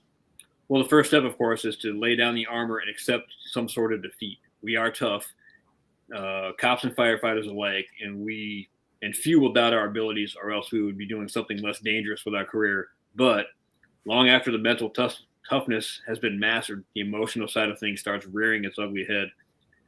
This is where we need to recognize that help is needed. Ask for it, please. I absolutely assure you that the help you need is there, and it will, if nothing else, set you free in a forward-moving trajectory. Does that make you weak? Not even remotely. If anything, it makes you far stronger than those who claim to be all right, when the world knows damn well they're not. And if you're worried about the appearance of being weak, the question is this: who is looking? I decided long ago that I would not waste my energy and or attention on those who I do not respect, particularly if they have a poor opinion about me. If you pay no attention to your critic, you take away their reason and they lose interest fast. It's just that simple. Instead, give yourself a break. Escape your daily duties for a short spell. I'm guessing by the time you need help, you'll have the job down pat. Don't worry about losing your edge. Take as much time off as you need. I can tell you from personal experience that edge you need for this job comes back, and it comes back quickly. If you take care of yourself. Not only that, but when you get back to work, you're feeling better. You get your confidence back along with the joy of the job. You start to remember why you made this leap to begin with. And yes, it is all worth it. I dedicate this chapter to my dear friends, Christy Tasinga and Barry McKinley. Christy is a law enforcement officer through and through, a survivor. She is now dedicating her time making sure other survivors are aware that they are not alone in their fight. Barry, BMAC, as I like to call him, is one of the most talented officers I have worked with in my career in law enforcement. He too is a survivor and an advocate for alcohol dependency in law enforcement. Carry on, my warrior friends. So That's awesome. It is. It's awesome. I mean, I'm glad you read that before the rest of the book. Realistically, yeah, I'm serious. I mean, because that just puts it in tail as far as you stepping into law enforcement, you making the decision to have that career because, again, the why part. Again, right. You being one of those 100 out of that 1,200 because you knew why you were there. That passion where, hey, I want to help people. And one of the greatest points you made in there was in regard to hey, if I myself can't be okay, how am I going to make everybody else okay or ensure that everybody else is okay? Right. I mean, Chris and I were, talking about that as well, too, as far as the strength of mental health where, if we want to help people, if we're not okay, and then the more we pretend that we're okay, the more damaging we're going to, do to ourselves because that next incident may be the one that just, blows you over the top or, is that boiling point, everything else as well. So yeah, it's huge. I mean, it's one of those things where, denial steps in and you're like, yeah, no, I'm good. And then, you start to realize that you're shutting down on so many different levels, and that's not fair to the people that you're out there serving in community for, and if you truly believe that you want to help people, you're failing them. You just truly are. And, the citizens that you wear that badge for deserve better. And then how much of your career, I'm not going to say that you didn't ask for help, or I mean, because I know a lot of what you recognize now was because of what you were exposed to during your career. But were there moments that you held back from seeking that help or from talking to someone that kind of brought this realization that, hey, I wish I would have spoken to somebody, long ago about these? Because I know that, when, like with your critical incidents, a second part to that question is, how much, like after your first critical incident, because of you having to see the review board and, everything else that goes on with critical incidents, okay? Because of, I'm not going to say it was lashback, but because of that doubt that others put on the table, even though they're just trying to clear everything and make sure there was, a good incident, did it cause any hesitation on trusting or reaching out to somebody else or admitting that, shit was going on in your mind? You know what I mean? Or right. You know what? To be honest with you, that first one, it was as strange as it sounds. It was textbook. It really was. And when I do my presentations and I show what that scene, for Dave Glasser, what that scene looked like, and all of the stuff that we had to do to make it through that, tactically, I'm going to just use that word only just for this portion of it. I realized that the guys that trained me freaking trained me damn good. They trained me up to the hilt. And when I look back on that very first shooting I got into back in 2000, I realized that these guys completely set me up for success, 100%. I was just fortunate enough to take it to the next level. And again, playing that what if game when it came to the time when, I went to that use of force continuum in about a second and realized that, I've got to take care of business here. And I did. And it was very, very strange tactically, directed kind of a scene. It was really strange. I'll read that whole story in the next go around, whatever that is. One of those things that you would never really have thought about up until it's like, well, that's the one thing I probably would have never figured that was going to ever happen. But even all that aside, when it was all said and done, and I was sitting in the trailer, talking to it ended up being the internal affairs lieutenant, and I think hopefully I wrote this part of the story, and I asked him straight up. I go, boss, this is my first shooting. Does it look good? And he was super heads up, and he's like, yeah, looks good. And of course now I'm looking back on this is exactly what I would do, where all he was doing was downplaying it to make me calm. And it was like, yeah, dude, you're good. But then he reiterated, he goes, look, you did this, you did this, you did this, and you did this. He goes, you did everything you could do. And when it finally came down to where you had no other choice, you took care of business. Now he did joke, and he threw that in there on purpose as well, because of the 2 rounds that I fired, I missed 1 out of 2 from about 3 feet away. He goes, well, you could have probably done better on that second shot, but all things considered, it still took care of business. And I'm like, oh my God. that's why you don't take that shot beyond 15 yards. Right. Yeah, exactly. And, because of all of what I just said, that whole big, long recap right there, because I knew that I was trained right. I knew that I had taken it to the next level. I knew that I had been supported by the brass. I knew that this is a huge part. It wasn't my decision to take this guy's life. He made that decision. And at the time when I was being interviewed, I said it just like this. I said, you know what, you messed with the wrong guy. You wanted to challenge a guy that's got more training and more ability to take care of business than you do, and you lost. And I looked at it from that standpoint, and I'm like, you know what? I mean, again, this wasn't my fault. Did I respond to the call? Yeah. Did I find a guy? Yeah. Did I engage him? Yeah. Did he pull a gun on me? Yeah. So that was all on him. I mean, he didn't have to do that. He could have given up, just like so many other things that are going on right now in the world. If you guys just give up and comply, there's a high probability you're either just going to go home safe or you can fight it out later in court. But you want to fight and scream and yell and throw rocks and guns and everything else at us. What do you expect us to do? We're not going to sit there with our hands behind our back and let you shoot us. No, we're gonna fight back, and that's what we have been trained to do. And knowing all that, even with only 2 years on, I recognized that, you know what, I did everything pretty much to the letter of the law correctly. And with all that, after laboring to make my point, I apologize. I never had any ill effects from what happened. Did somebody lose their life? Yeah, that was tragic.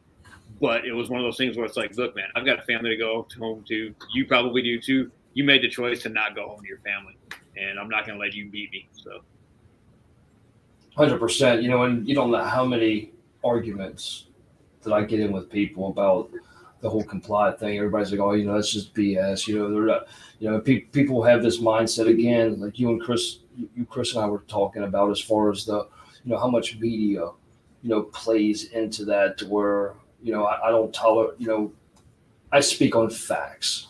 I speak on numbers. Numbers don't lie, and that was actually last week sometime I was arguing with somebody because, like in 2018, Phoenix had more officer-involved shootings than New York, and I mean it was like 600, and like within an 8-year span from 2011 to 2018, it was like 678 shootings or something like that. And I was like, well, and kind of when who were we on the show with? I think it was the show that it was Ray Bashir's, you and myself, and we were talking about culture. Because it's one of the things that is completely disregarded by a lot of individuals, to where it's, when you look at the culture of, what law enforcement officers are exposed to and the environment in which, they have to provide the services in the communities that they serve, it changes. So, what you faced when you, were on the streets every day would not be the same as that of, somebody that's up in Montana that might have, 10 run-ins in a year. You know what I mean? To where something's happening every day, and you look at the criminal statistics, that's what you have to look at, not what the news is feeding you, like, oh my God, these cops are hating people. It's like, get out of here, man. That's obviously, we all know if it bleeds, it leads. That's their mentality. And of course, they're only, this is something I'm dealing with right now as we speak with my new agency. They hired me knowing full well that I'm not a baton instructor, and I'm how'd that go again? Yeah, that's what it looks like, right? And so I'm trying to point out to them that the baton, God bless the guys that created it, and for I think probably about 4 seconds, it was a great tool. I think it's completely useless. I have no love for it whatsoever. All it does for me, the only thing I ever used it for was a knock on doors. It was great for that. But when you, especially with the expandables, when you rip that thing out of the holder, what does it look like? And then you come back like this. How does that look in public? And that's what the media is going to show. They're not going to show that this guy he tried to run over 3 different people. He jumped out of the car. He carjacked somebody else. He pulled a gun. He freaking pistol whipped somebody. All these kinds of things. All they're showing is this guy with the baton going, and that looks really bad. And I hate the baton. I really do. But this is sometimes the tool we've got to use to take care of business. But they're not going to show the 15 minutes prior to, well, we can't do that because, for editing up. That's bullshit. Because if you wanted to, you would have shown 2 seconds here, 2 seconds here, 2 seconds here, versus 30 seconds of the cops, freaking wailing on this dude, when he's just an innocent victim laying on the ground going, oh, no, please stop. Well, you just committed like 14 felonies, dude, and now you just want to give up. I'm sorry, it doesn't work that way.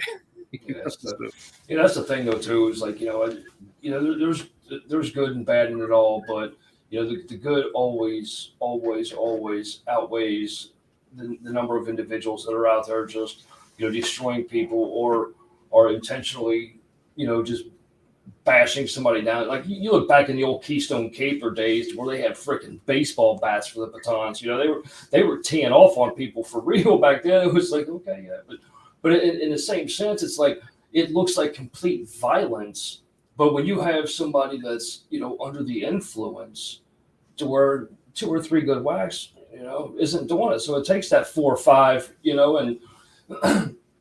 and what's excessive. Like you just said, if somebody's flailing a gun or a knife or, so many other civilians' lives are at risk, is me, smacking this clown upside the head, worth the benefit of me saving the other individual's life? And 100% of the time, every time, it's going to be yes. Or if the guy escapes, what's he going to do then? I should probably read the story. I keep forgetting to throw it in there, but my partner and I, we fought this guy. He was 57 years old. He was a little tiny dude, and it looked really bad because you got two kind of hulky white dudes thumping on this little Mexican guy who was, practically a senior citizen. But when seriously, but when it was all said and done, I got to remind you about that one too after this one. But the guy, when we first go contact him, he's got a felony warrant, and he's also carrying drugs on him. And so we got to go hands on, and the fight is on. The fight is on big time.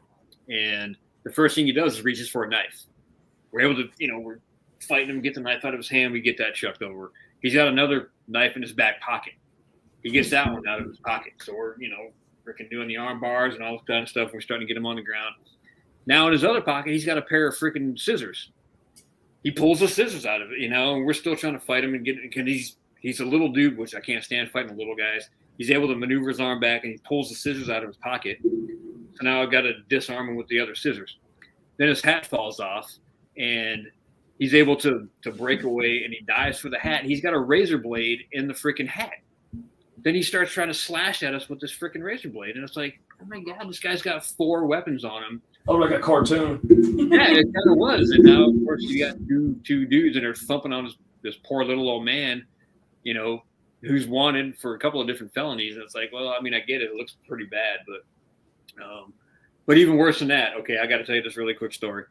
So we get this dude, and we know that there's this thing going on in the neighborhood, and we drive down there, and sure enough, we find this guy, and he's riding his bicycle down the street, and he's probably 30-ish, maybe something like that. And there's a girl who is 11 years old walking out of her carport, going to walk to school. And the guy rides by on his bike, and he basically, in so many, as quickly as it was, basically sexually assaults her right there in the driveway. It wasn't a full-blown rape or anything like that, but basically he's grabbing onto her. And of course, we see him because we're all plain clothes. Well, groping is sexual assault. We're trying to play on terms and stuff like that. Like, all they're doing is like. Yeah, for people that don't understand, and it's like, dude, this kid is like 11 years old, and this guy obviously knows better. He's been doing this. We got a flyer on him. We found him on his bicycle. We tracked him for a couple of blocks, and he's waiting for a victim, and that's exactly what he found. But when we finally catch up to him, there's 3 of us, and we did the freaking people's elbow on this guy. It was one of those things where it's like 8 o'clock in the morning, and there's literally cars in every direction at the intersection, all stopped, and there's 3 cops, and we are beating the ever-loving shit out of this guy. And if you didn't know the prior story to that, you'd be thinking, why does it take 3 cops to thump on this dude? And I'm not going to lie. We took some blows because he had it coming. You're going to go freaking sexually assault a freaking 11-year-old child. You need some love, bro. I'm sorry. Actually, no, I'm not sorry, because if that was my kid, if it was your daughter or somebody else and something like that happened, you'd expect us to do the same. But of course, that looks really bad. And I say we thumped him, and we did. It wasn't excessive. It took a lot of us to get the guy into custody. But that's again one of those things where people don't know the backstory, and they just assume that we're out there just for blood. And sometimes, yeah, you do get excessive because you see something like that happen in front of your face, and you try as hard as you can to maintain that professionalism, but sometimes you do have that parental emotion that takes over, and you're thinking, that's my kid that he just assaulted, and now we're going to take care of business. And unfortunately, it does happen. Not justifying it or condoning it by any stretch of imagination, but these are the emotions that sometimes people forget that, hey, man, we're regular people sometimes, and we've got emotions that we've got to control too. So well, not only that, because I know a lot of law enforcement officers that have, have been in situations like that, but. What happens when people go to trial? What happens? You have to show up to trial, and you have to take the stand. Right. And then so what happens is that I know a lot of officers that they took the stand and they were there for the verdict and everything else, and you're seeing these people that because it's a kind of murder. That's how I look at rape, molestation, across the whole scale, sex offense. Right. across the scale is a form of murder. Oh, yeah. Yeah, an individual may be able to, with counseling and things like that, be able to overcome and be able to, I guess, enjoy quality of life. But I know a lot of officers that have had to sit in that courtroom, give testimony, had eyewitnesses, have DNA. I mean, and then watch them either walk or they walk away with a sentence of 18 months for raping a kid that now it has to carry that the rest of their life. Right. Never going to heal from it. Yeah, they may get better and be able to function normally, but that's still there. They never get over that. Away, and so it's that plays in their mind too. So even having like the officers that they themselves may not have children, or because any human being with a soul, is going to be able to take that into emotion of like just knowing what had happened, and a lot of excessive force. That's where it plays into that mental health aspect of it, of like what's really going on and like how personal we may take it. If I've been through something in my personal life, all of a sudden, I'm apprehending, a suspect, for a specific crime that, plays personally with what I've experienced, but then again, is that really excess? What I mean? Did that person have it coming? And it's just, you're really never going to win because, it's always going to be the people on the sideline like, well, you're supposed to hold yourself to a higher standard than other people. Yeah, but I'm still a human being. I'm not I'm not RoboCop. Maybe when AI takes over, but outside of that, if it's, And it happens. I mean, let's face it. I mean, nobody's perfect. I mean, I talked about this when I was with some of the younger guys that, you don't know that guy's wife just freaking got caught cheating on him, or his daughter is in the hospital, or whatever's going on. And he doesn't have an opportunity to take the day off from work for whatever reason, because the brass says, no, we don't care what's going on in your personal life. You need to be here because we're short-staffed or whatever the situation is. And so the last thing he's thinking about is this. He's not thinking about the freaking badge or being on the street. His mind is completely off the charts for whatever long list of reasons that happens to be. And now you factor in, he hasn't slept in 2 days. He hasn't had a chance to take a lunch break, or his boss has chewed his ass. He just got off the witness stand, and a defense attorney's beating him up for whatever reason, discrediting him on the stand. All these things are building and building and building. And then you've got, Joe Shit, the rag man, that just takes off running and spits in your face. And you expect just to take that. Okay. I mean, don't get me wrong. I would say probably better than 99% of the time. Yeah, we'll handle that with utmost professionalism.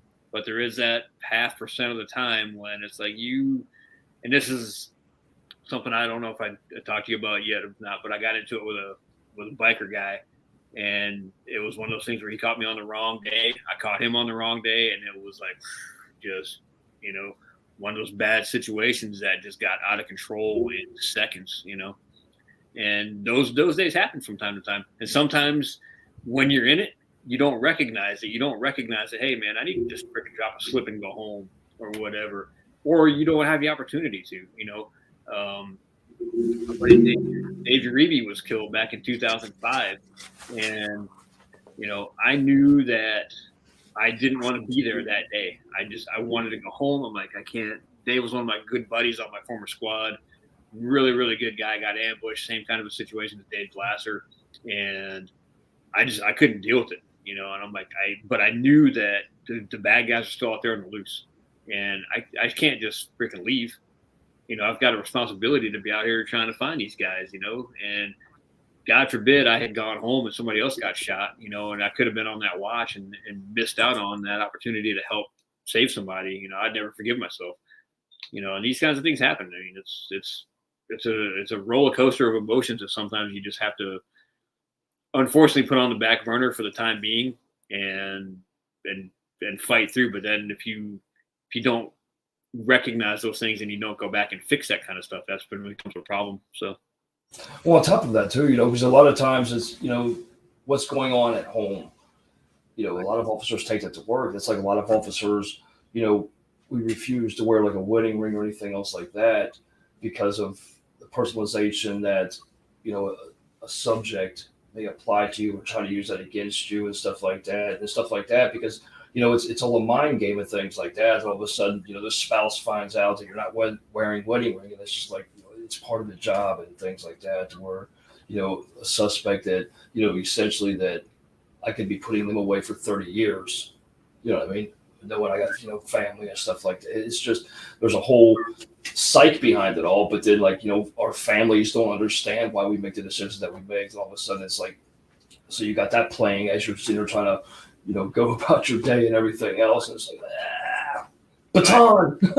You're exactly right. Yeah, I mean that's all real life type stuff, and these are things that you probably get warned about, but you can't tell somebody that's what it's going to be until they experience it. Then they're like, oh yeah, now I kind of get it, and that's not until after it's been processed through, and then you realize that wow, at the time, holy cow, I had no idea that I was so out of touch with reality, almost, if you will, and then still having to maintain that professionalism at all times, and then answer the calls, because you drop an overtime slip when you filled it out wrong, and your boss is like, hey, you've been doing this for 15 years, you can't fill out an overtime slip, just give me a break, man. I just want to go home or whatever else, or whatever. So, and these kinds of things, they're all just obviously just things that weigh on you, I think. But and that's why it's so important about this conversation with mental health, though, because it is those little things that it stacks, and those little things are no longer little things, and it's going to be that one that just kind of puts you over the edge. So, having someone to talk to, I mean, you don't have to find somebody to talk to every day.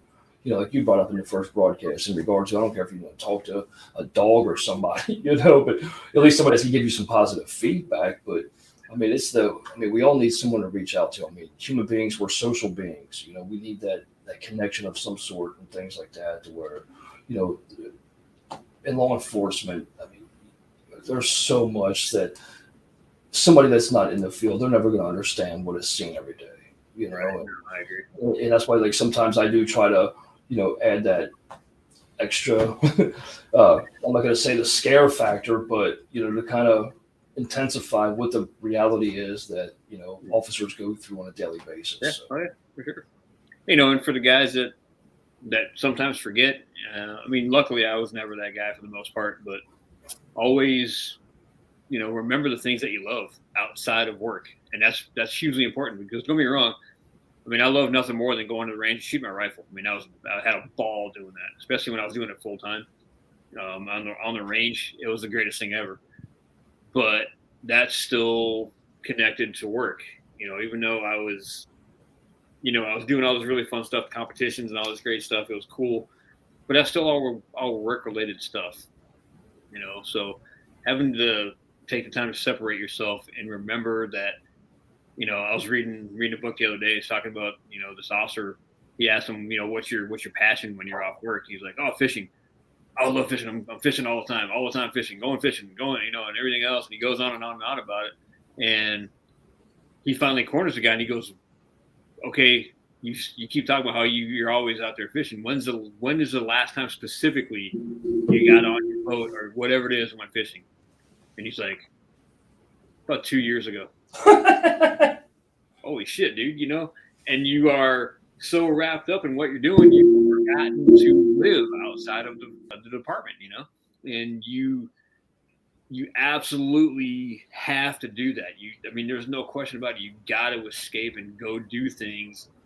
And if you don't, you're going to end up like statistically so many of us do, where, your spouse is going to be going, you used to love doing these things, and now you come home and you sit in the chair and you don't do anything, And he talks about it being the remote, when your spouse comes in and they're standing in front of you, and when you get to the point where you're just doing this, and you're just going around them to keep clicking on the remote, you're not even watching the TV, you're just flat out ignoring what's right in front of your face. That's when problems are starting really to arise. And of course, in my case, it started being the accusations, well, you're not talking to me. Who are you talking to, kind of a thing. And it's like, okay, well, it's not because I'm talking to anybody else. I don't want to talk to anybody, including you, of course, because you're fucking psycho, but that's another story, but whatever. So, but again, having these things that you can do, outside, and a lot of us, we only want to communicate with like-minded people, other cops or other first responders and stuff. It's like, well, and I get it. Don't get me wrong. I mean, a lot of the friends that I had kind of fell off the edge because usually, unfortunately, on some level, if you look at it from the wrong angle, you're a cop, your life's all exciting. Man, I got to chase this bad guy. And what do you do? I'm a warehouse worker. I pack boxes all day. Well, who wants to talk about that? That's not exciting. But I got to go freaking chase this guy over 14 fences last week. Let's talk about that. So you've got all your cop buddies, and all you do is talk about cop shit. And then you've got the few friends that you still have, if you still do have them. They want to hear all your cool cop stories. So it all revolves back around to it's all cop related kind of stuff. Well, it also goes into what we were talking about the other day with Mike Zanito in regard to like once you step out and that retirement takes place. Oh yeah. Now, like the people that were once there by your side, and all of a sudden they don't want anything to do with you because now you're living the dream. But and it's still, even though it's, hey, my cop friend, it's really not, like you just said, like-minded, where even though you were living that life, you're not in it right now to be able to, you can relate to and understand their story that they're telling you, but, in their mind, it's kind of like, oh, you're still not a, it's just, no mind fuck, but. And it's also, it can be, almost one of those things where, you didn't have to leave, but you did anyway. So they kind of feel abandoned on some level. It's like, we're still stuck here doing this bullshit job. You freaking bailed, and now you want to come back and tell us how great it is. It's like, well, yeah, but I hit my 20 or 25 or whatever it happens to be, and I did my time. You're at 17 years. I'm not my fault you didn't get hired sooner. Shit. I mean, what do you want me to do? Well, on top of that as well too, as far as the exposure, aspect of it, to where somebody that's just a beat cop, it's just they're just doing traffic.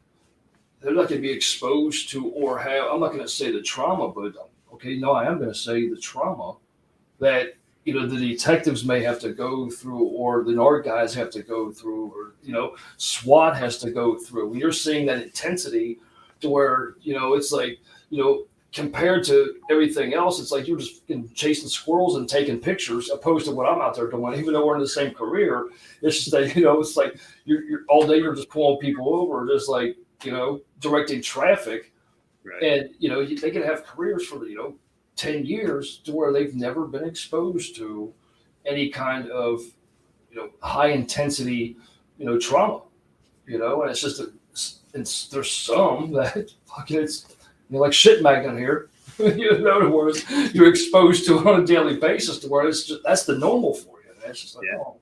And that's one of my greatest friends, a former boss mentor. He pointed out. He goes, "You realize why you worked so hard on the street? It's because I never wanted to be home. I never wanted to deal with my crazy freaking wife, my ex now. Thank God, and that's. I mean, I never even thought about it till I left, and he pointed that out." He goes, it wasn't because you weren't a great cop, because you were. It wasn't because you didn't want to work hard, because you did. He goes, but you got far more fulfillment out of being at work than you ever did at home. I'm like, oh man, that's, and that was my own fault. I mean, it had a lot to do with her personality and her, or lack thereof, if you will. But because when I go home, it's, we need to go to Walmart. We need to do this, and it's like, but I go to work and I go and I kick in doors and I get to pull my rifle and all the great shit. And I come home and it's like, okay, well. Pushing shopping carts. Yeah. Go out there and mow the grass. Are you kidding me? Okay. And that's very, very common. And I think a lot of guys, they lose that. I don't think that they lose it because they're not happy they're not unhappy at home. It's because now they've got this newer element of work that is like go all the time, And even if it's bad stuff, it's still more exciting than it is when you're at home doing, laundry and shit. You're like, okay, and I'm drying the spoons. I'm putting dishes in the dishwasher, these kinds of things, which is all highly necessary stuff. And the problem is that also that, he or she is at home, this is what they know. And if you're doing what so many of us do, especially with my generation of guys that aren't sharing those experiences of what you're going through at work, they're not going to know what it is that you're dealing with, good, bad, or indifferent, or whatever. So all they know is that you're going to work having the time of your life. You're coming home and not sharing anything, and they're still pretty much on that same path. And now they're being kind of pushed away and pushed away and pushed away. And it's hard. It's very, very hard to balance that out and make it to where he or she understands what you're dealing with at work, and he or she understands what they're dealing with at home. And her and I would argue about it all the time. It's like, well, you think that just because I'm a stay-at-home wife and I'm taking care of the kids, that's an easy job. And I'm like, I fully acknowledge that what you do is very difficult. But here's the difference: when you put the kids down for a nap, you go watch freaking Maury Povich for an hour, take a nap. You can do all that shit all day if you want to.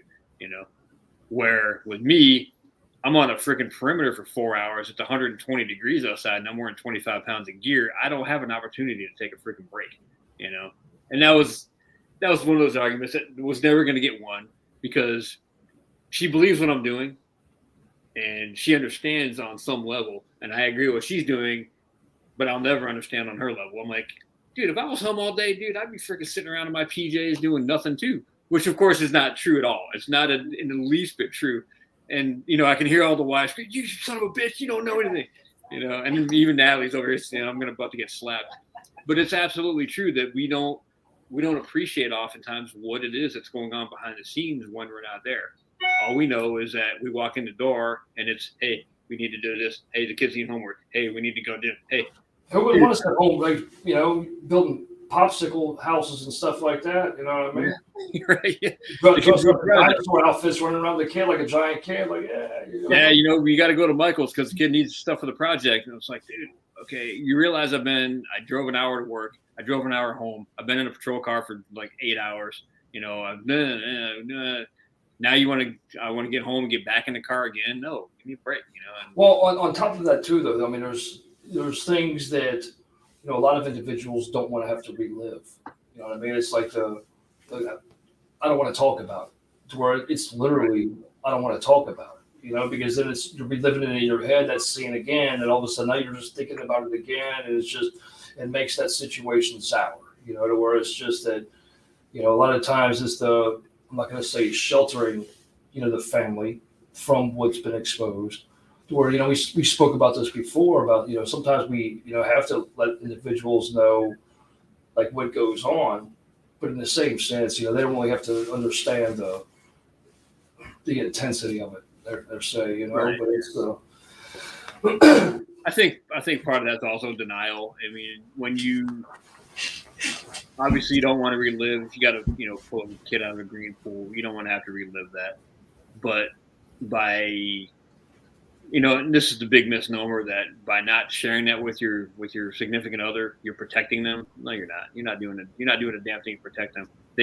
People, unless you've lived in freaking Mayberry, people understand that bad shit happens. Okay, that's just a fact. Do they need to know specific details of what it is? If you've got that kind of relationship, sure, maybe, but you can still talk about these kinds of things and recognize the fact that, hey man, that really kind of screwed me up. And if you keep suppressing that kind of stuff, it's exactly what's going to happen to me when it's going to just hit you one day and you're going to be like, all that stuff that I didn't talk about is not coming back, that I could have released then, especially with somebody you're sharing a life with. They need to know these things, because if they don't know what's going on in your life, they're going to assume the worst. And by sharing your experiences with them, that's just going to bring you guys even closer together, that, hey, man, this guy's willing to tell me the worst tragedies of his life. So that must mean he really loves me, or she really loves me to share these kinds of things, versus, well, I'm not going to tell you jack shit about my day because you don't need to know, because I got to protect you. You can't handle it. The fuck you do. No, you don't. Shut up. That's stupid. You married a cop, or you married somebody that became a cop. There's no way you don't know a lot of the stuff that they're dealing with. There's just no way. And if you think that you're protecting your significant other by sheltering them from the realities of what you do at work, you're full of shit. I'm sorry. Anybody That's the way it is. anybody that has a TV, knows that shit happens. Yeah, So absolutely. it's And I don't care how tough you are, because I thought I was a tough guy. Oh, I can handle anything. Well, guess what? I don't care how much of a rock star cop you are. You're the biggest, baddest freaking bodybuilder, kicking in doors and dropping guys on their head and all that other kind of shit. At some point in time, it's going to catch up with you. And that if you say, oh, no, not me. Okay, well, call me in 5 years, or when you retire, or when your next major critical incident and you can't understand why you're falling down crying. Call me and try to deny it, because I'm gonna call you to the carpet and say, look, remember what I told you back that one time, Well, So- statistically, those are the ones that have that unfortunate statistic, become that unfortunate statistic. Those that put off and carry that hard shell, that when they break. It's unfortunate. And in all seriousness, man, that's exactly why I love being on your show. This is exactly why I want to do what I want to do, because I want guys to take it on board and realize that, hey, man, you signed up for a phenomenal, purpose-filled career, but it does come with some tragedies, and those tragedies need to be recognized and processed through. Just a fact. And what does that make you? Nothing. It doesn't make you weak, doesn't make you strong, doesn't make you anything. It's just a fact of life. You're going to see some bad shit that you just need to deal with, however that happens to be. But if you don't deal with it, in the back end of things, this is why guys end up, alone, divorced, and chewing on the end of their guns, which is by far the most tragic thing you can ever think of for me. Because it's like, man, again, guys have been through this many, many, many times, and they have processed through, and they figured out how to make themselves better. And, when you pull that trigger and end your life, or whatever it is, you swallow those pills, that shit's forever. You're not coming back. You're not going to be able to recover from these kinds of things. Even if you do, there's a high probability that you're either never going to be trusted again, or you're going to lose your career, and then what? If you reach out for the help earlier on and say, hey, you know what? I'm not okay. There's a probably better than 99% chance that you're going to get the help that you need. You're going to get the respect, and you're going to get better. And then you're going to be able to get back out there and do what you love to do. And especially even excuse me, like 5 days or so after an incident happens, it doesn't have to be a serious incident, but one that actually kind of like lays heavy on your heart, because, you can either personalize it. Excuse me, I'm sorry. And talk about it in 5 days, because you may have a different perspective on it now, or talking to somebody else about it, it'll bring it more to light for you, to where you are able to look at it in a different perspective, but either way, expressing that to where you have to get it off your chest. You have to talk about it, because it's going to just be a downhill slope if not. You can start out laughing and joking about it, but the more that, you share something with somebody else, that's going to be the fastest way for another individual to open themselves to you, and then once you realize that, oh, hey, other people experience this as well too, it's going to make what you deal with easier. It may not, completely erase or heal completely, what you have to deal with on a daily basis and what you store in your mind, but, knowing that somebody else, again, this is a book, but, understanding that somebody else is there, somebody else has been through that. And then understanding is one thing, but, what one individual went through may not have impacted them as much as it may have impacted me, and vice versa. Right. I get that. But still being able to talk about things, to where, like you just said, you're not going to be that guy that's chewing on the end of the gun or anything like that. So, well, I'll try to end it with this, but if nothing else, you may be surprised that your most highly respected squad mate, who you don't talk about the bad stuff with, is suffering as much or more than you are. You're like, you're going through some bad shit too, yeah, and then you guys can work some stuff out together, But on top of that, the superiors especially, because, I know we like to see the superiors or the supervisors leading by example and keeping things core level, but that, I'm not going to say conflict of interest, but, all superiors have to, they got their own code as well too, to where, they're not really being as personal with you as you can with fellow brothers, sisters, your squad mates and things like that. So a lot of the things that they need to get off their chest, they're kind of limited on the individuals that they can share their traumas with because of that very fact. And a lot of people don't understand that, to where, my lieutenant, my captain really can't get us. I mean, we know what they do and we do, but they really can't express it to as many individuals, because again, just as as we as officers are sitting there saying that hey, if I admit I have something going on, they may feel that I'm not fit for the job, or they may question me. The same thing with the superiors. I mean, think about their level of stress in their mind of the things that, they're bottling up, to where, hey, I'm supposed to be, in charge of this whole squad. If I admit that, I have shit going on, that, are they really going to feel that I'm fit to be, running this squad? It's not the case. I mean, it doesn't make anybody weaker. It doesn't make them less eligible. It's just, we all have shit. Well, I mean, I got to throw a plug out to Joe Roberts, the guy running our scene. He was a sergeant out there, and his struggle was higher than my struggle, but then my struggle was higher than his struggle, and we went back and forth about all kinds of different things. And I never looked at it from a supervisory standpoint, because I thought he did the best job he could. I don't think we really could have done anything differently on that scene. But he took on the entire role of being responsible for that thing going bad, because he was the boss. That's a whole freaking ball of mess that he's got to sort through, And so for me, it was a little bit easier, because hey, I'm just a cop responding to a scene. You're the one that's coordinating this whole thing, and it went bad, And not at all taking away anything that I had to deal with as well, because of all the traumas and all the shit that if you don't already know, you'll hear about later on. But it was a whole nother kind of a level, And for me, it made it easier because Joe wasn't my boss. It was easier for me to lean on him. Had it been my actual sergeant out there, I don't think, based on our lack of trust within each other, that I would have been able to lean on him the same way. You know what I mean? And that's a shame, because that's what he's there to do. He's there to, supervise me, but also to freaking watch out and protect me. That's a fact. That's what you guys are there. You're the boss. You're supposed to lead me down the proper path. And sometimes it just doesn't happen. So. And it's kind of like in that incident to where, you're holding on to, the helmet.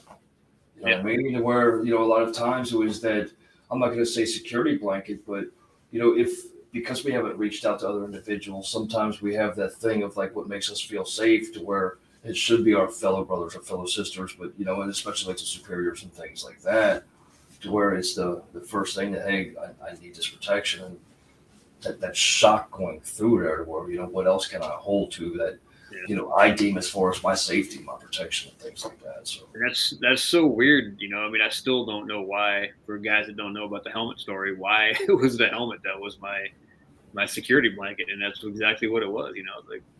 But that's what I needed. I still had a gun on me. I was still protected. I had 100 cops running around. I was completely, perfectly safe, but I still needed more, whatever that happened to be. And for me, it was a helmet.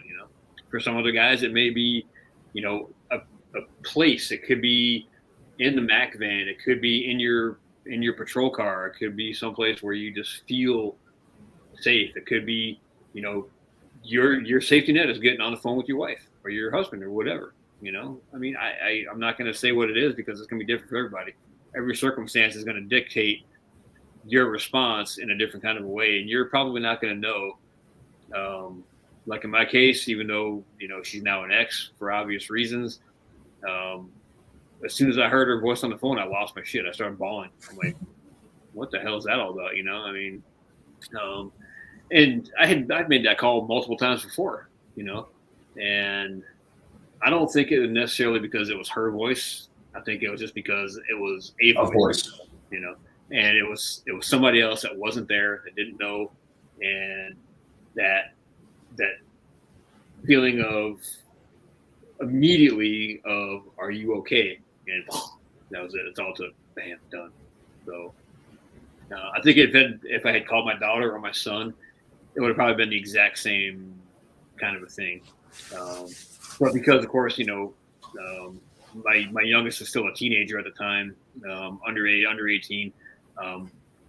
He needed to hear this from her, not from one of his classmates or something like that, or even from me, because I was still out there. I was still too wrapped up in it. And she needed to be the vehicle to let everybody else know that, hey, he's still there, but he's okay, kind of a thing, So,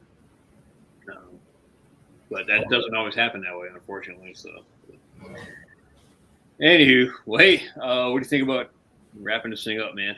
So, yes, sir. right. When do you want to jump into the next one? I have. I'm gonna be up in Pasadena Sunday, Monday, Tuesday, and Wednesday next week. But as far as I understand it, I'm just gonna be working during the day, and after regular hours, if you will, I'm gonna just be sitting in firearms instructor class, if you will, just to get a refresher from how these guys do their thing. Assuming they don't want to, drag me to their homes and drink beer and stuff like that. Hopefully I'll just go straight back to the hotel and just be done. And just so anytime after probably 6 o'clock Sunday night or Monday, Tuesday, I should be good to go. So perfect. Yeah, I have the Michael Cerulli on Tuesday. Okay.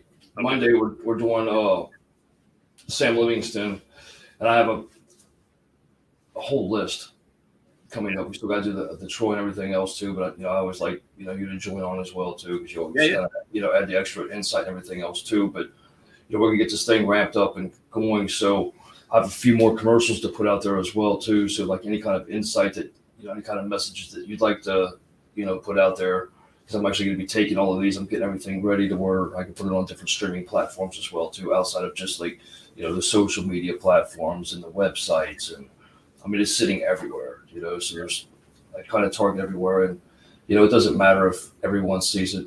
I only want the relevant people to see it. Sometimes the people that don't think that they need to see it are those relevant individuals that should see it. So, but we're gonna get it there and everything else too. And I look forward to speaking to you again. And just shoot me a text, email me, give me a call or something like that, and okay, I can set this up pretty quick. Right. How about we tentatively set up for Sunday? If not, then I'm guessing probably Friday, a week from today. I'll go ahead and prepare. I'll go ahead and prepare one for Sunday. That way, because I didn't even get this one put out for going live until like an hour before. It's Friday, so all these people got other things better to do than get some positive encouragement and stuff. But I'll get it set up for Sunday, and I can always reschedule and everything else as well too. All right. Yeah, sounds good, man. Sounds good. I'll wait to hear from you. How about that? Well, I'll wait to hear from you because I'm going to schedule it around you. Okay. Yeah, I'm gonna shoot for like 6-ish, give or take. Because it's like a 2-hour drive from my house up there. So. Perfect. Yeah, if anybody at home, watching this or when you listen to it on the podcast, the radio, if you need to contact Chris or if you have any questions for him, here's his email scrolling across the bottom right there, the chrishoyer46@gmail.com. Send him an email and, ask him a question. We'll cover it on the next episode, or, you guys can send me an email as well, or, just go on to the request to be the guest and, we can add you to this broadcast. That way you can ask the questions live and everything else too. But, reach out if you guys have questions that you want to hear Chris's insight on of things that you're dealing with. That's why we're doing this. That's what we're here for. So, I pray everyone, stays blessed and stays safe in all things. And Chris, again, I can't thank you enough for always being on here. And I look forward to speaking to you soon. Cool. Sounds good, brother. Thanks, man. Yes, sir.